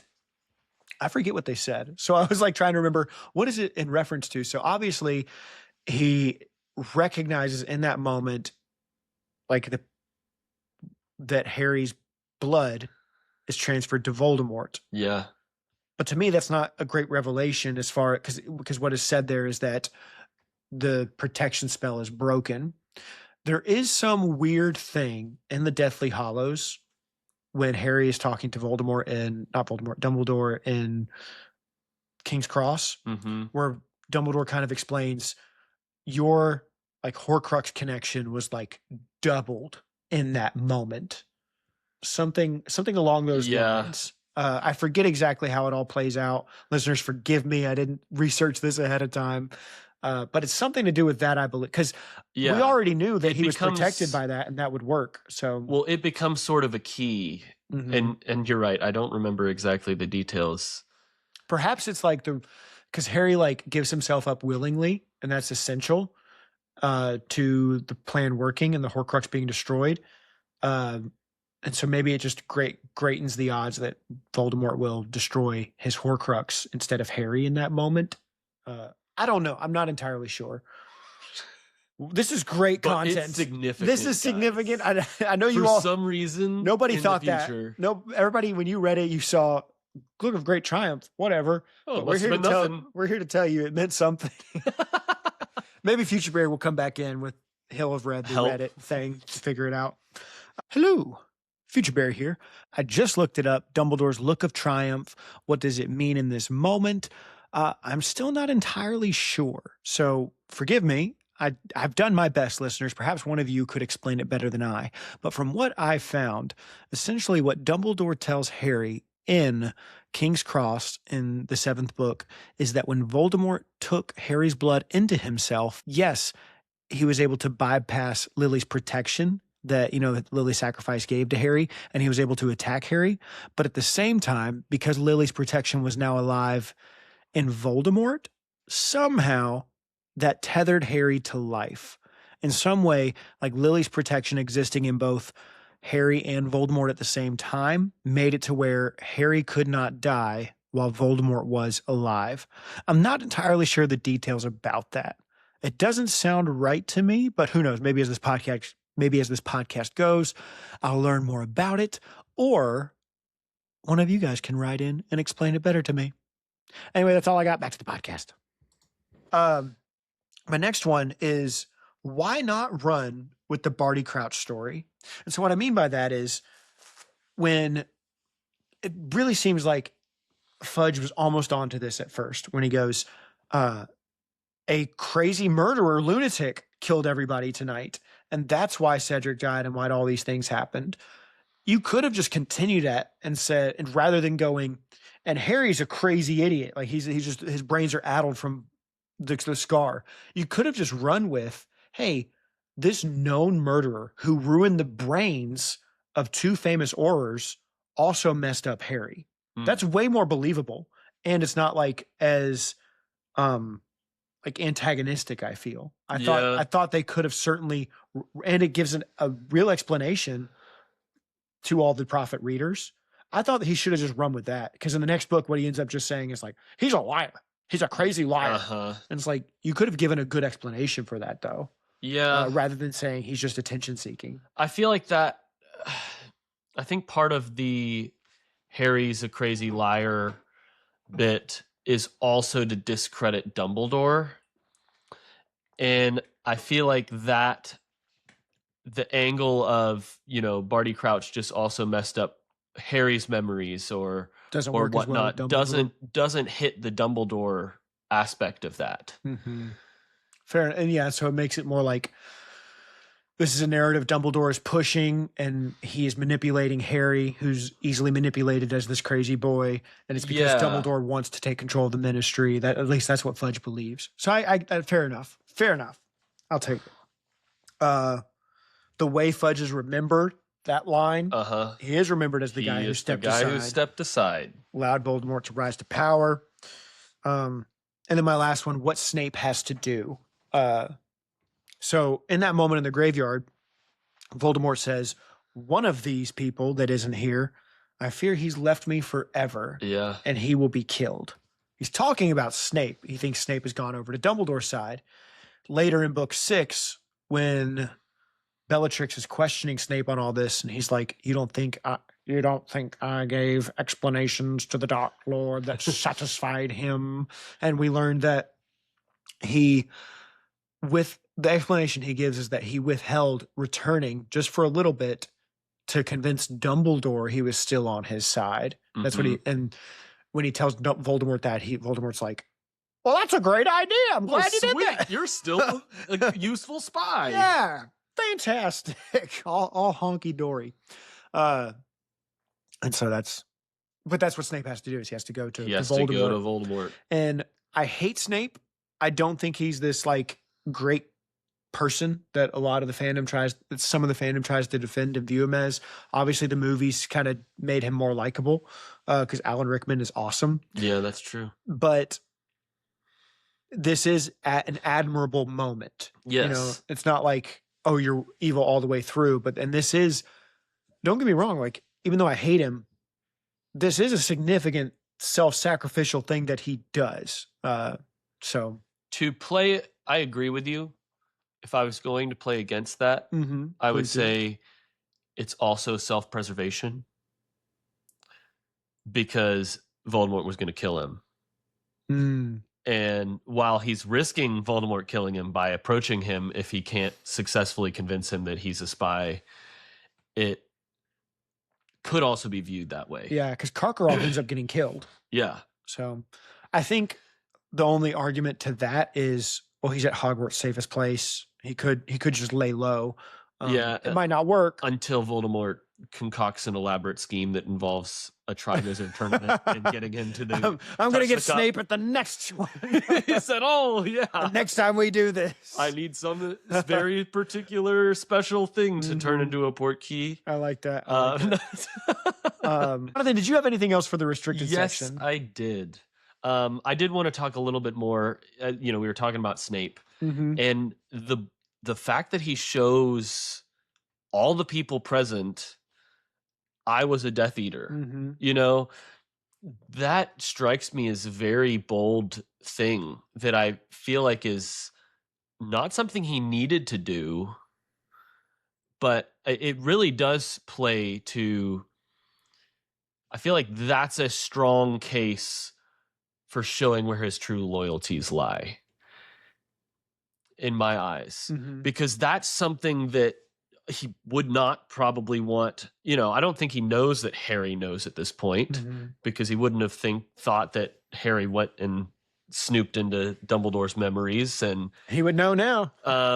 Everybody would. Yeah, and that also includes Bill Weasley and Hermione, Ron and Hermione, yeah. and that, I just think that's a pretty cool thing, that I feel like if Snape was really playing the other side and wasn't actually fully on Dumbledore's side, that's not something that he would do. So yeah, I thought that was pretty cool. Yeah, it's putting all his cards on the table in that moment. Yeah. So, and then the last thing is Hermione's interruption. Oh yeah. Because is that not where she catches the spy? Knock knock. Who's there? Rita. Rita who? Rita the Quibbler instead of the Daily Prophet. Listeners, that was one of the knock knock jokes in the book. If you couldn't tell, that's a callback. It's called a callback. It is. Yeah, that's where she captures Rita and how she figures out.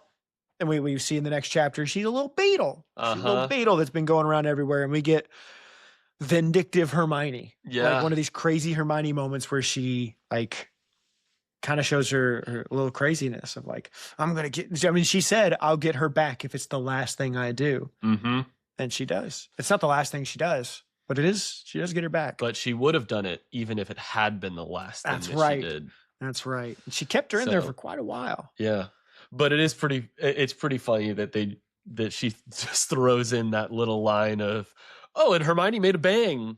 There's a slam." She said, "Oh, ruins nothing." the moment. She's holding something. It's like, okay, I wonder what that was about. It's funny. Some of these moments that do read incredibly weird if you don't know the story. It's like, I wonder what I thought the first time I read that. I mean, I was a kid, so I was just like, "Huh." Anyway. Yeah. I don't have any. I wasn't a kid, but I don't think I caught on to that. You're just like, on the first read. They're kids, like, weird stuff. I mean, it's kind of overshadowed by the super heartfelt, touching moment that happens right before that. Yeah, and it's like, essentially, it kind of is meant to make you think like one of those weird romantic comedy moments where something wonderful is happening for one character, and then all of a sudden something coincidentally embarrassing happens to ruin it. That's kind of the vibe of it, I get. But anyway, that's all the restricted section stuff I have. Jonathan, did you have any more? I think that's all I got. I think that's all we got. So listeners, thank you so much for listening. Hope you enjoyed today's podcast. Looking forward to next week where we will talk about the final chapter, chapter 37 with my good buddy, Zach. And that'll wrap up our covers. Then the next week we will have our Goblet of Fire best of episode with Julian and Stephanie's Pensieve, and then our Jeopardy episode. And that'll wrap up season 4. Wow. It's going faster through this. I mean, I guess I don't know, time flies, but we've had a lot of episodes here. Yeah. I didn't tell that many people, but the 1 year anniversary passed. It was the first week of March. That was the one year anniversary.